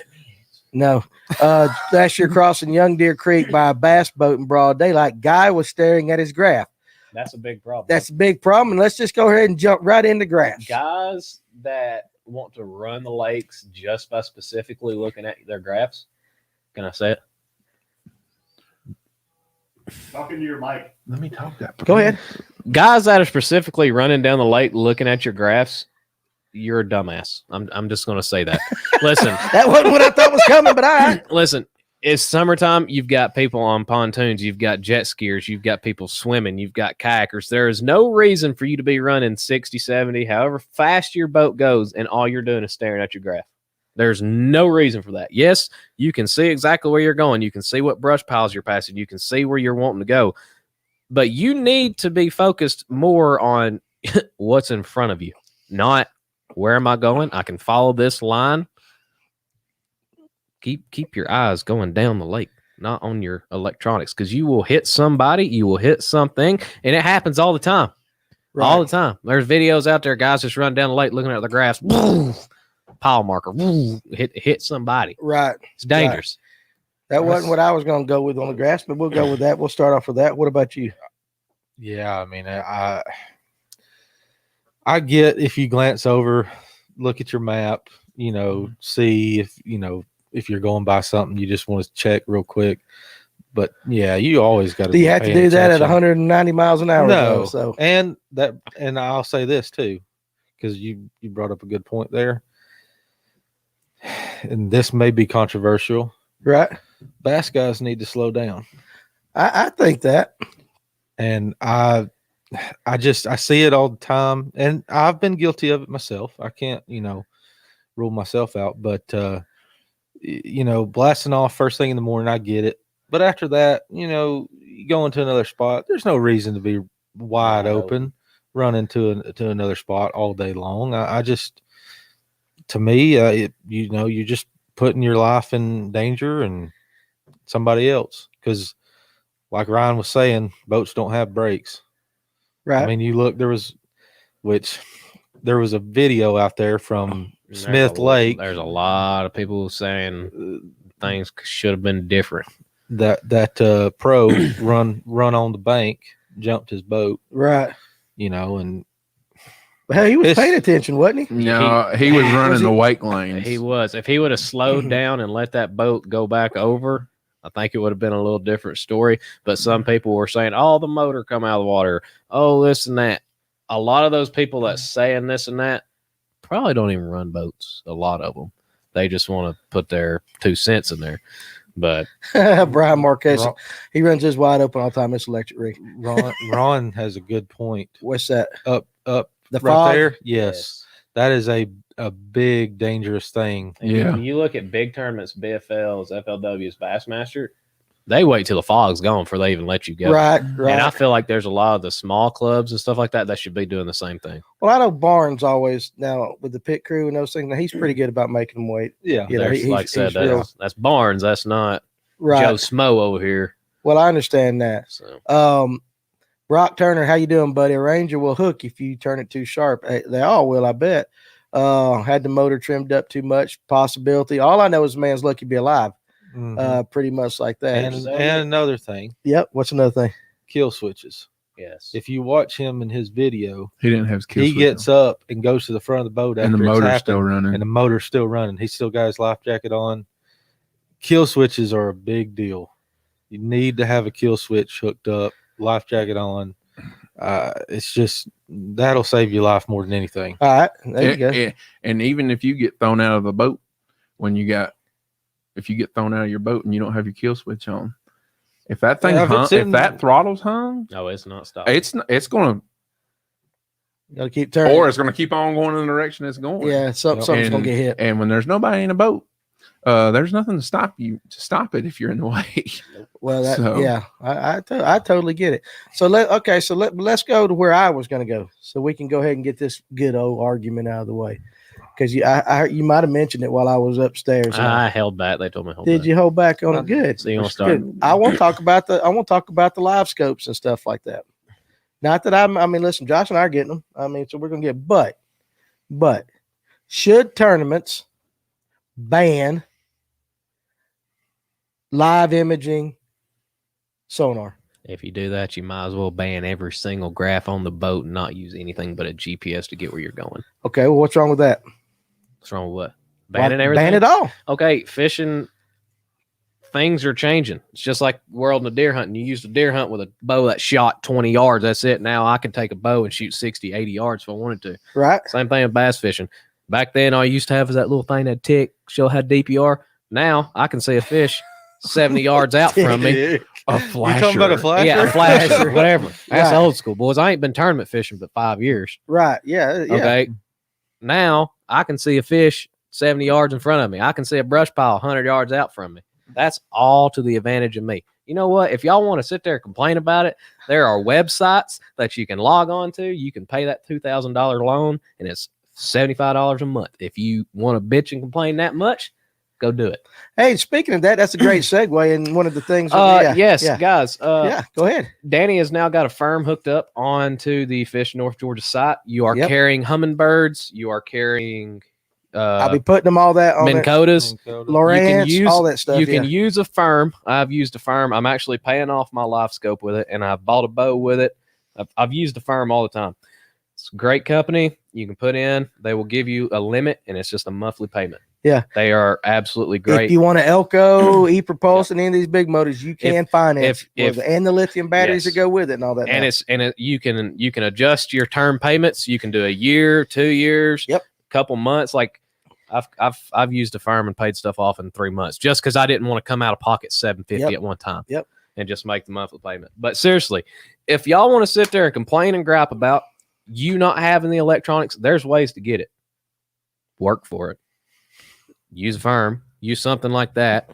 But let's just it's Ernie. Listen, I busted my ass to be able to get mine for the front of my boat. Hey, listen, I worked for a year. I'm gonna get it, but I'm gonna play devil's advocate. Let's just say money's got nothing to do with it. It is more the sport of the thing. You like to bow hunt. You like to bow hunt, right? Yeah, I do. And you like to bow hunt more than gun hunt. Why? To me, it's more of a challenge. Stop. Right there. I don't want to go out in the water and be fishing blind. Where's that brush pile? Wait a second. But it's about the challenge. Because so if we're going to tournament fish, now if you want to do it, like I said, I'm playing devil's advocate. If you want to tournament fish, let's see who the best anglers are in the world based upon their skill and their technique and their instincts, and take away you still have some of the top guys going out winning. That's cool. That's cool. Like if I was like, oh well, I'll go fish against Patrick Walter shallow, no electronics or nothing. He's still going to beat my brains in, right? Because he's that much better of an angler. He's that much smarter. Better perspective. Take everything. If you want to do that, take everything away and put them all on a lake with just a trolling motor and a boat. And I agree with Barday. He says it's here, get used to it or get left. Hey, listen, there's too much money. There's too much money involved for it not to, because you live all your sponsors. What I'm saying is this, though. Yeah, look, but Blake, a lot of guys busted their ass learning a lake and learn how to fish on that. I'm just saying, you said because of the challenge. Let me ask you this: who's a better fisherman, Bill Dance or Kevin Van Dam? Kevin Van Dam. Why is that? Look how many classics he's won. Look how much money he's won. Okay, but wait, you can't compare money. Kevin Van Dam was winning classics before the electronics got as good as they were. Okay, now Kevin Van Dam to the guys now. Bill Murray won the Bassmaster Classic in this like 79 or 80 or whatever year it was. And look at Rick Clunt. But he won it with paper graph on you foul. Paper graph, but I'm just throwing out there. You're telling me that if Bill Dance or Roland Martin had come along today, or even just 10 years ago, Kevin Van Dam would still be better than them? You can't say money, because that's like saying Hank Aaron was not as good a hitter as Andrew Jones, because Andrew Jones made millions. There's pioneers in every single perspective. Agreed. Exactly what you were saying, talking about Kevin Van Dam, Roland Martin, Bill Dance, and everything like that. Look at Jordan Lee. Kevin Van Dam is arguably right now the best power, even though he ain't been winning, he is arguably the best power fisherman that has ever existed. Probably so. But Kevin Van Dam would not be the best power fisherman that has ever existed if it hadn't been for Roland Martin for inventing the dang technique. Probably because he is the one who pioneered the whole pattern fishing to power fishing thing. I like what Alan said right here. You still have to catch them. That's just like this past weekend since I've got my boat finished. My live scope's not even on my boat. The only graph I have on my boat right now is my Relance at the console that I'm running my lake map with, and I still went and caught 15 fish. Right, that's what I'm saying. So why do you need it? Because I like to go out deep and see what's sitting there fishing. I'm just on devil's advocate. You don't need it. I mean, hell, we're getting it. So I'm just saying. I'm just asking, why do you need it? I agree with you. Jacob don't have a graph on front of his boat. I don't have a graph on the front of my boat. I'm just saying, you're telling me these guys right now can't go to Lake Lanier. You're talking about brush piles and people doing it. And I saw somebody said half the field would leave if they couldn't use electronics. Well, would that be a bad thing? I'm going to go ahead and say it. Guys that want to come to the lake without electronics, when it's hot, it's hard to catch them. You ain't going to compete. It'll be very hard for you to compete with. And that might be I absolutely disagree. True. You disagree? I disagree. Because you think guys that know where they're at going to be where they're at regardless. I think so. I think, experience too plays a part. I mean, that's what I'm saying. There is a bunch of great fishermen, older men, that can go over to Lanier. They know spots that they fished for many years. They've got it down pat. And What? That was 5 years ago, Jacob. Them fish are dead and No, gone. yeah, and that brings up another good point. I had to say it. Yes, I've heard pros say, you can't fish history, yada yada, but at the same time, You can. those fish were there for a reason. Exactly. And older men, they put it in their head, okay, well, it was this time of year that I was catching them around Mental this. notes and stuff. Yeah. Yes. And I think, personally, I've seen it with my grandfather over the years. He never used a graph. And hell, he could compete with any of them. That's just the way I look at it. Here's the thing with live scope. I've had it since January is when I got mine. I've already learned there's a time to leave fish. If I drop on a fish 4 or 5 times it don't bite, there's no reason to keep sitting there. Gotcha. Go find more. Gotcha. Go find something else to fish. And if I'm 10 foot or less, it's cut off. I'm not even using it. What do you think, big guy? I know you got an opinion. Come back to me. I'm still trying to form it. He does. I have a lot of things I could say, but Well, go ahead and say them. well, Look at guys ice fishing. yeah, I mean, They use sonar. they have, Yeah. Humminbird has a little graph that you can take with you that's Yep. battery Yeah. powered. Yep. Yeah. Yep. That you can do that. I'm different. Blake will tell you he knows how I am. I'm a different individual. Yes. I'm old school in a new school world. The bottom line is though, I seen what Jeremiah said earlier.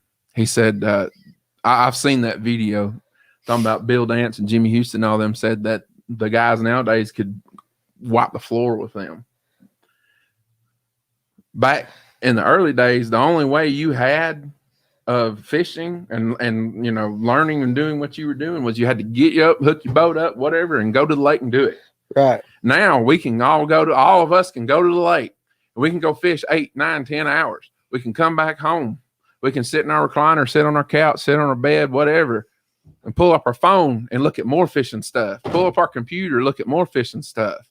The technology now and the information now is at your fingertips, where all you have to do is ask a question, and you can find an answer for it. There is a video somewhere. There's an article somewhere. There is this. There is that. Look at like what Jeremiah's doing, posting his big fish pictures and stuff, and how he talks about throwing his big baits and stuff. Well, if some people that was see some of the baits that he throws, they would think that's the most asinine thing they've ever seen in their life. And why would a fish eat that? Right. But he does that kind of stuff, and he does that, and he practices his abilities, and he hones his techniques with those baits, and he produces the fish that you've seen it. I guarantee if you ask him, he didn't just go pick up a mag draft and go to the lake one day and start throwing it out and boom, 8-pounder. Nope. Right. I guarantee Jeremiah probably had a lot of practice and a lot of study and a lot of information that he had to gather to say, I need to do this, this, and this, to be able to do it. You've got to take a bait. There's something I was reading. One of the pros said, you've got to put in like 1,000 hours with a certain bait to be persistent with that bait. And I believe it. Right. Me, I never used to pick up a drop shot. I got tired of getting my tail end kicked by guys going out fishing brush piles and stuff there in summertime, and I couldn't go catch a largemouth. So I've had to learn how to read my graphs, learn how to fish a drop shot. Both these guys have been with me. You can ask Jacob. We've been fishing since I've started fishing. I never fished a drop shot until about 3 years ago. Gotcha. So Pinkston, to be good at something, you have to go out and you have to do it. Get out and go fishing if you want to be better. Well, it's all about educating yourself on where to start looking. But let me ask you this: which would you rather watch? Would you right now? You talk about the Jordan Lees and all that. So take your top 10 best anglers right now. Would you rather pick a lake, any lake in the United States? You put them on that lake blind and watch it and see who is the best, or would you rather watch them play video fishing all day?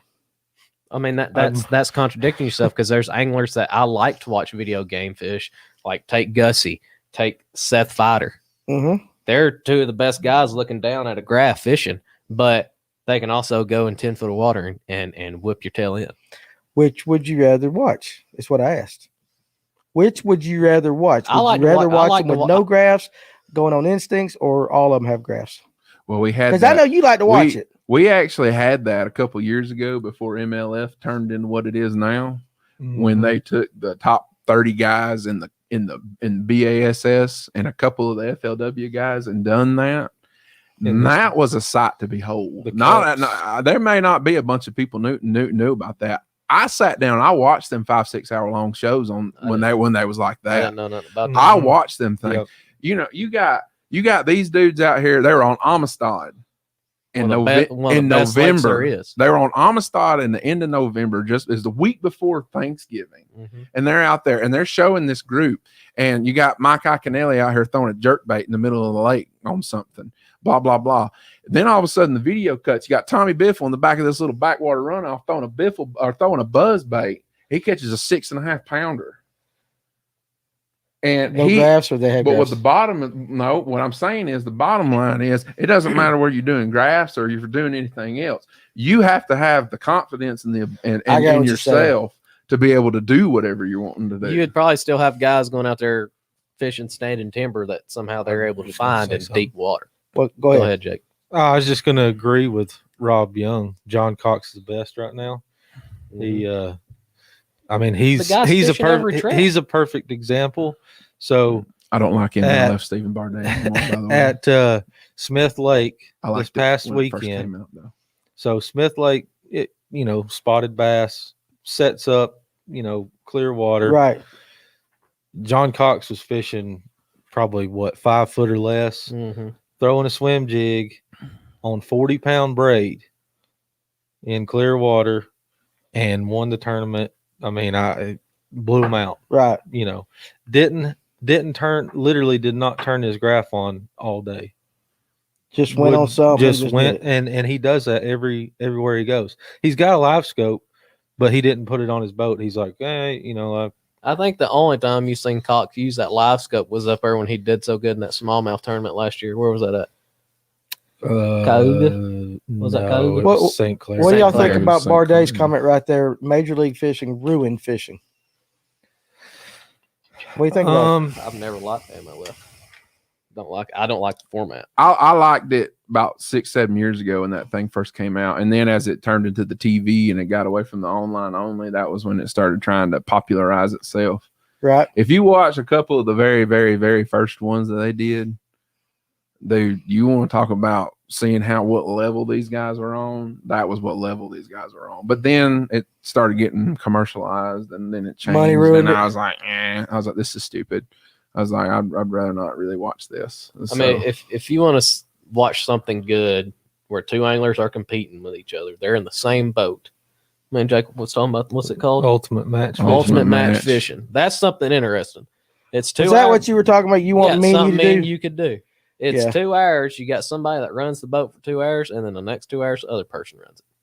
So they just flip front and back, flip flop like that. That was something that he wants us to be able to try to get do a live and go and actually do that up on the water sometime. It would be pretty interesting to do that. But why do you think he's saying MLF ruined fishing? Now, I know he's going to pop back up with his I want to see what you think. I mean, but what just before he gets back with his comment, what are you thinking? I mean, with that comment right there, where do you think he's going with that?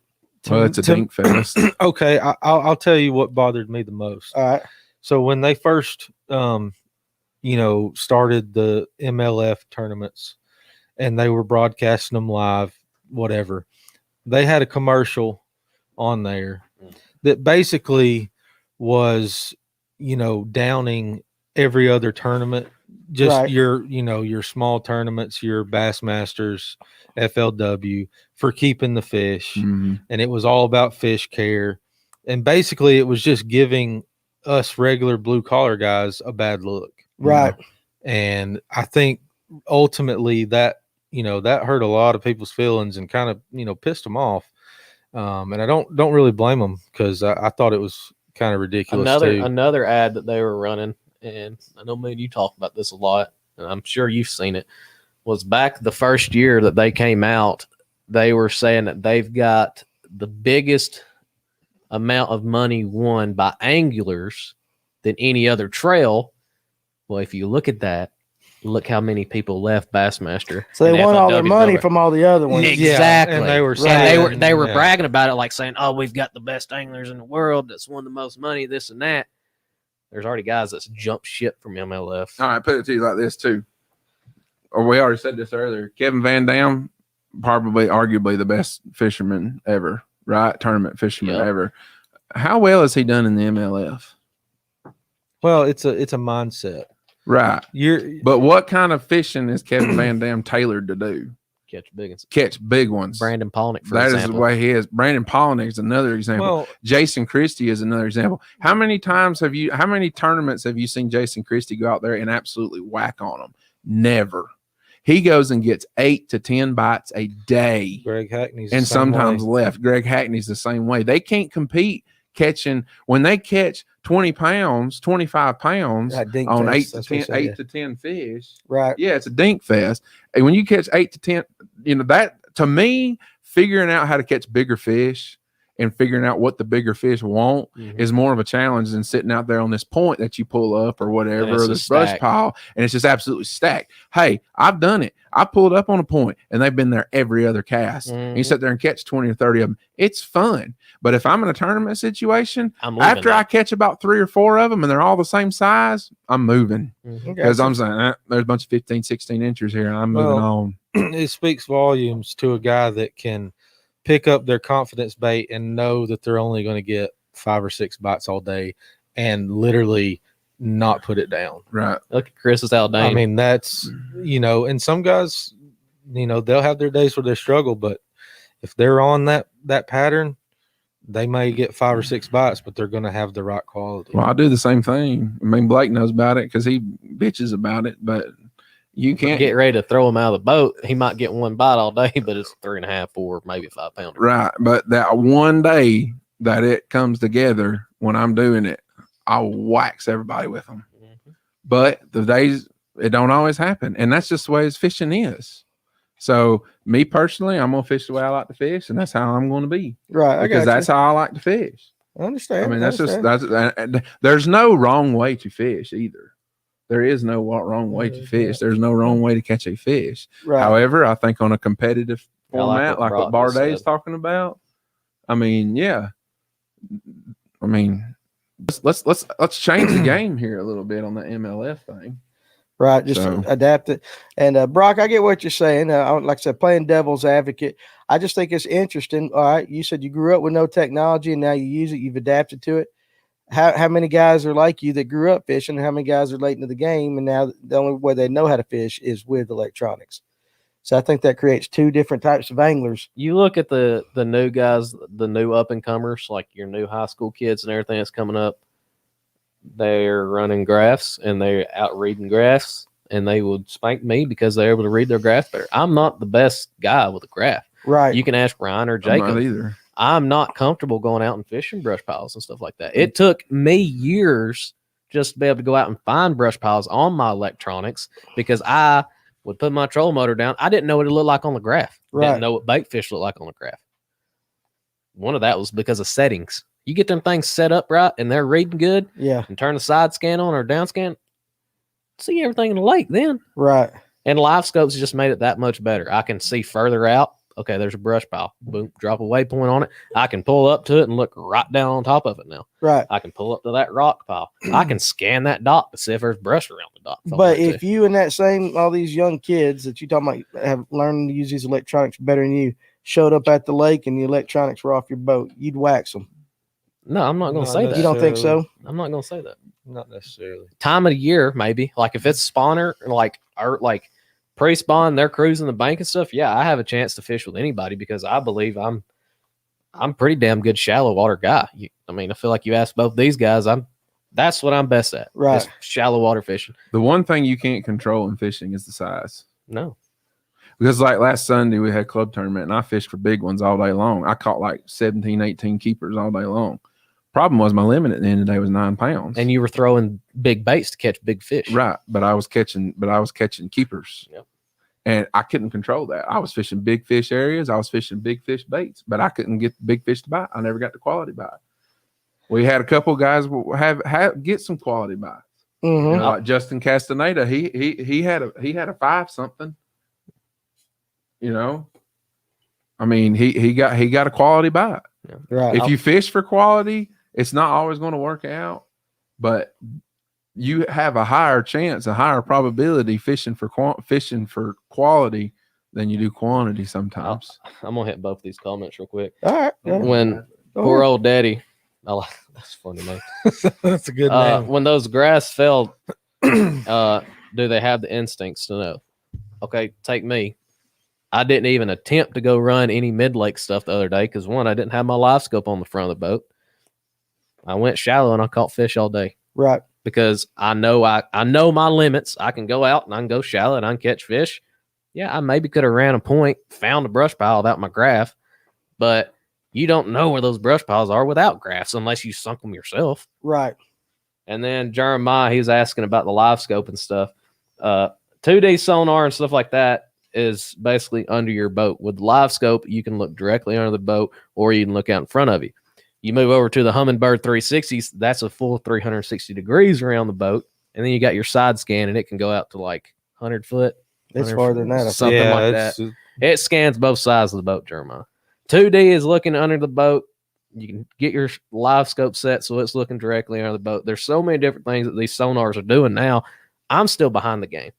I am. It's that simple. Mm-hmm. Yeah. I got you, Bar Day. If all you do is video fish or get your eyes bit in, you got to be versatile. And I agree with that. Absolutely. So that's what I'm saying. Just because I have a live scope doesn't mean I'm going to go sit in the middle of the lake all day and try to catch fish out of a brush pile or off a hump or schooling fish. Do you think, though, that there is a limit to what they should be able to do, though? No.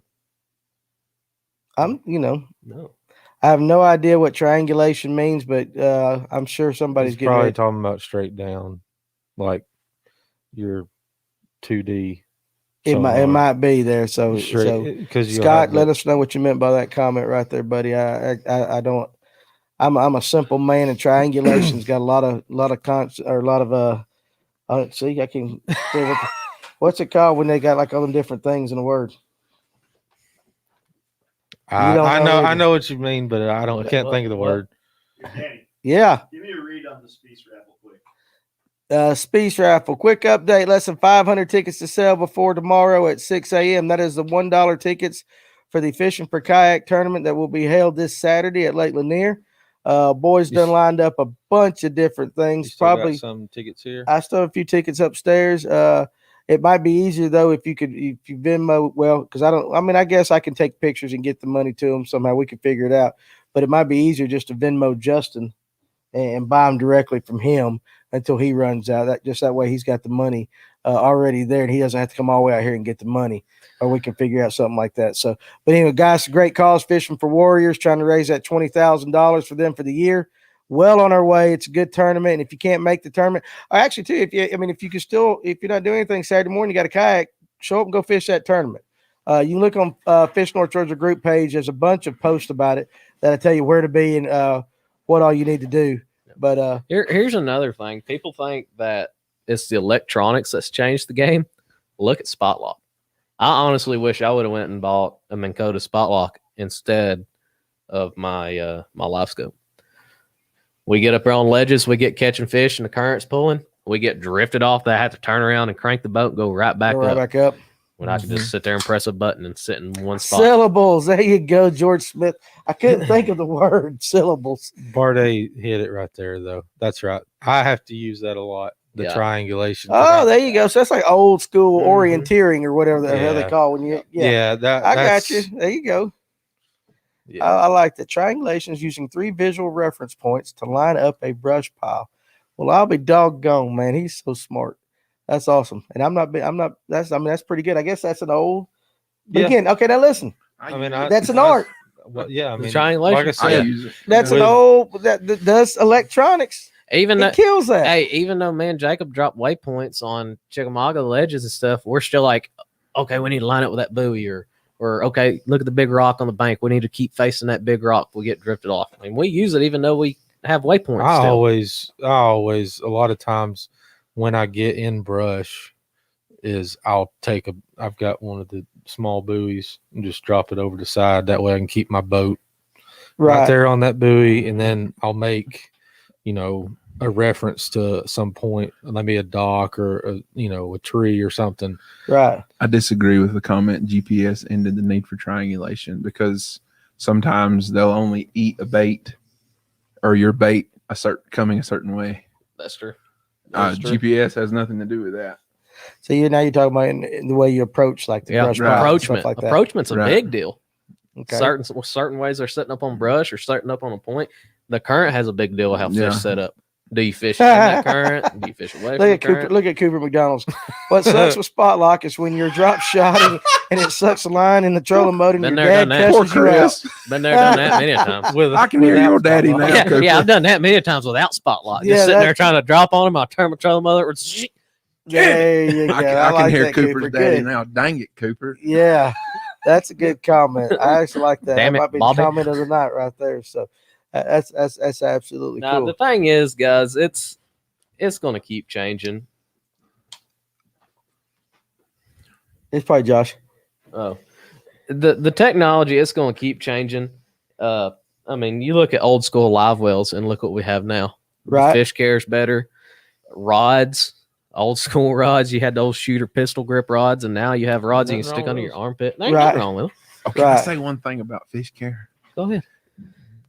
Go to Tackle Warehouse and buy the vent caps that you drill into your live well. Yeah. On the lids. Yeah. Those are absolute game changers. Suck out all the bad. When you run down the lake, and if you got a boat and motor on it and you run down the lake, the air comes in and goes into the hole and then pushes the air back out. Right. And it really keeps the water cooler. I got you. How you doing, bud? Fine, how are y'all? We're doing good. We got some guests. Who all's here tonight? Mike Wallace. Mike Wallace, how you doing, bud? Fine, how are y'all? I good. We just doing a little TV show. Okay. Matt Ragsdale. Matt Ragsdale, how you doing, bud? Yeah, I think we met 2 or 3 weeks ago. Did we? Yeah. Upstairs, I have nothing. That shows you how good my memory is and all that. So what brings you fine gentlemen out tonight? Well, we were fishing out there at Lake Pettit this evening. Gotcha. Yeah. Pettit. I remember you telling me we had the show going on Thursdays. I said, well, we're back on the way to the campsite. Right. Well, we'll stop by and see if there are any cars out there. Yeah, we're right. Yeah, we're doing the show. Y'all stop on by. Well, we talking changes on graphs. It's a complaining night yes, tonight. Just whatever you want to complain about. We're Bickering. bickering about things tonight. People agreeing that graphs shouldn't be in tournaments, that they should, that all the different new technologies. Right. And so, guy, like I said, this is a perfect example. If you guys are in the area, anytime you want to just stop in, if the cars are out there, come on in. Absolutely. And we'll we enjoy our guests.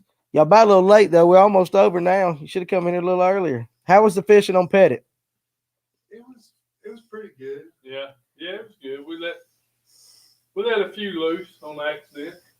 Was you bass fishing or trout fishing? Trout fishing. Yeah. Trout fishing. Any size? Not really. No size? We saw some. We get 5. Yeah, we got 5. Let 5 go. I got you. I got you. There's some good ones on there. Let's see. What did Jeremiah say? Bass rods used Talby 6-foot spin cast combos. Now we got 8-foot umbrella rig setups and DC reels. I hear they're experimenting making a lure prototype with the camera on it. What do you guys think about that?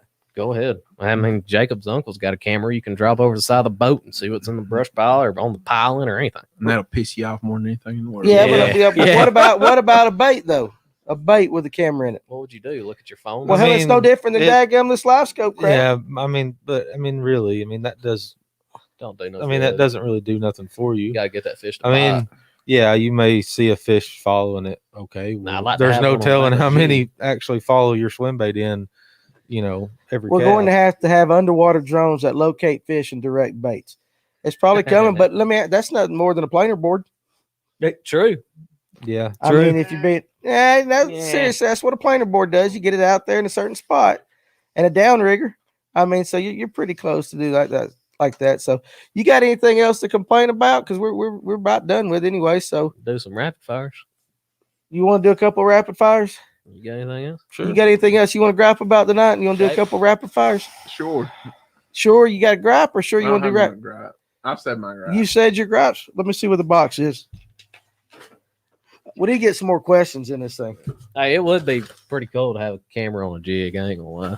A camera on a jig. Yeah, just see her come up and nudge it. All pop right. it. So, all right, look, I'm gonna ask a question. You got to boom it real quick. You ready there, Shrek? Are you ready? It's Kool-Aid. Kool-Aid. Oh What yeah. are we doing? Oh, what is the juiciest lure you discovered in 2020? That's one of Paul's questions. Something new you tried. How about that? What's something new you tried in 2020? You don't get to think about it. This is rapid fire. Give me an answer. Oh, God, I didn't try a whole lot of new stuff. Okay, well, you suck. What about you? Jamaica rig. Yeah. Really picked one up, stuck it in my hand, and started fishing it. Yeah.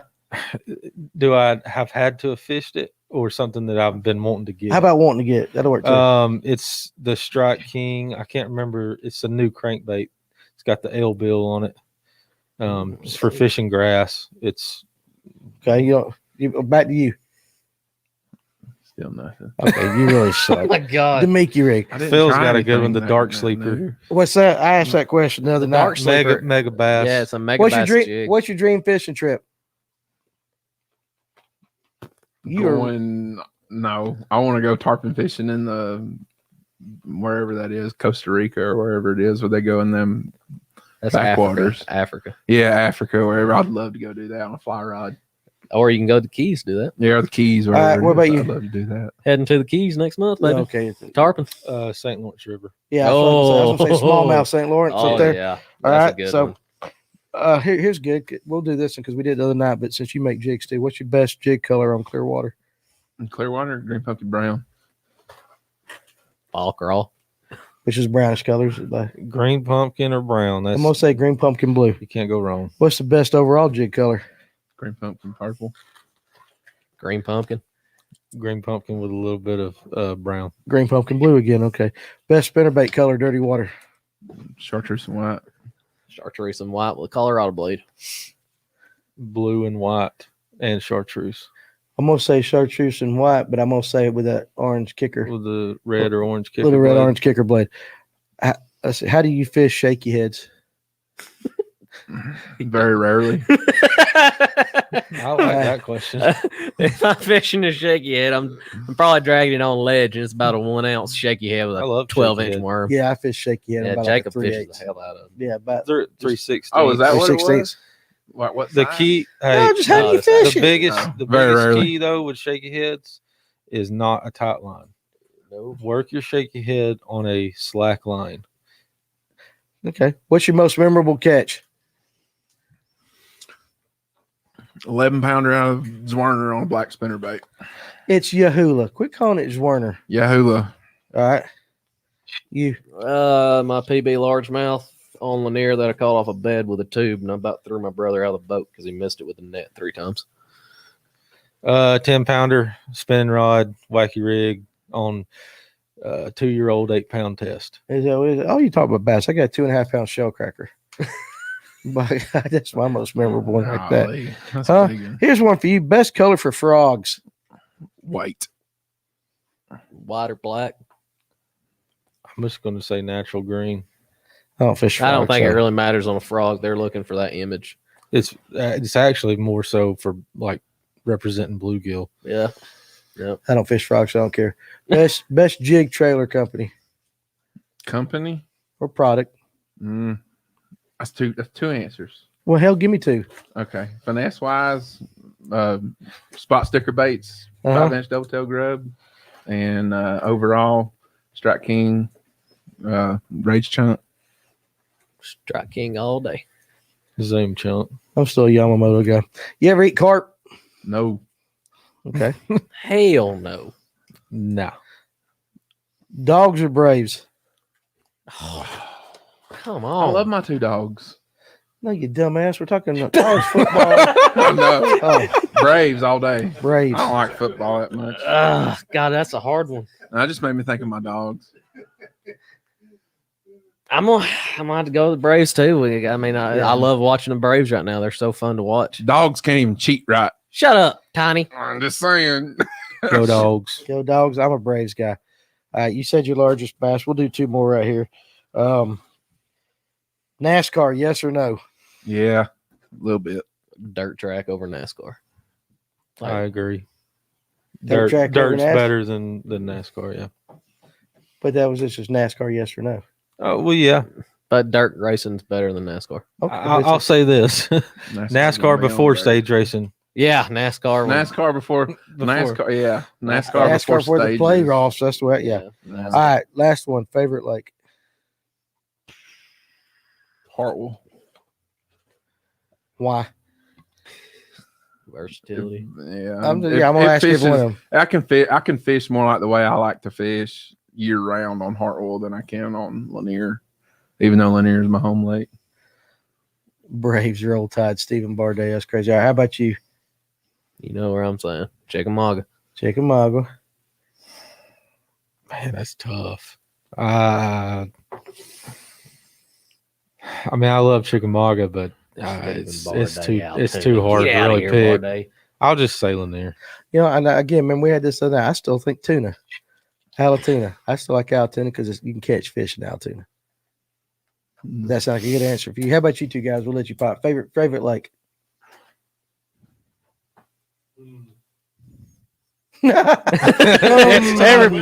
West. We got one West Point. West Point. Yeah. Shoot, honestly, Pettit. Lake Pettit. Lake Pettit up Big Canoe like largemouth up shallow yet up there. Thanks, Richie. Oh man, got you. So all right. So anyway, guys, listen. Appreciate you guys tuning in tonight. We had some good discussion. We had a absolutely hilarious. Can we snip that and just put it as a video itself? We'll do that. Just because how fun it was. Just the singing was absolutely outstanding tonight. Guys, we appreciate you joining us. And again, if you're not a member or if you're not a subscriber to our YouTube channel, go there and subscribe. Make sure you click the bell so you can be notified of any new content. Also, Spotify, iTunes, all that I'll stuff. get Josh to work a little bit harder on that, getting that stuff up. And again, Facebook group page next Tuesday night. All right, so next week's a little bit different real quick. So if I got your attention, next Tuesday night, catfishing. Yep. Got a couple guys coming in. We're going to talk about Tennessee River. Trophy catfishing, okay? We'll talk about, your pond farm catfishing, but what it takes to catch trophy catfish.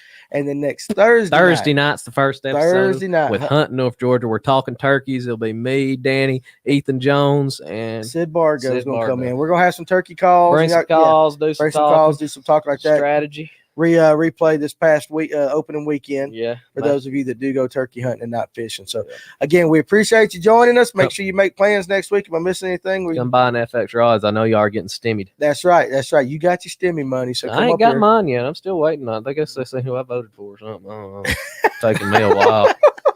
I don't know. Guys, we appreciate you. We'll see you next week. Love yous, guys. Have a good one.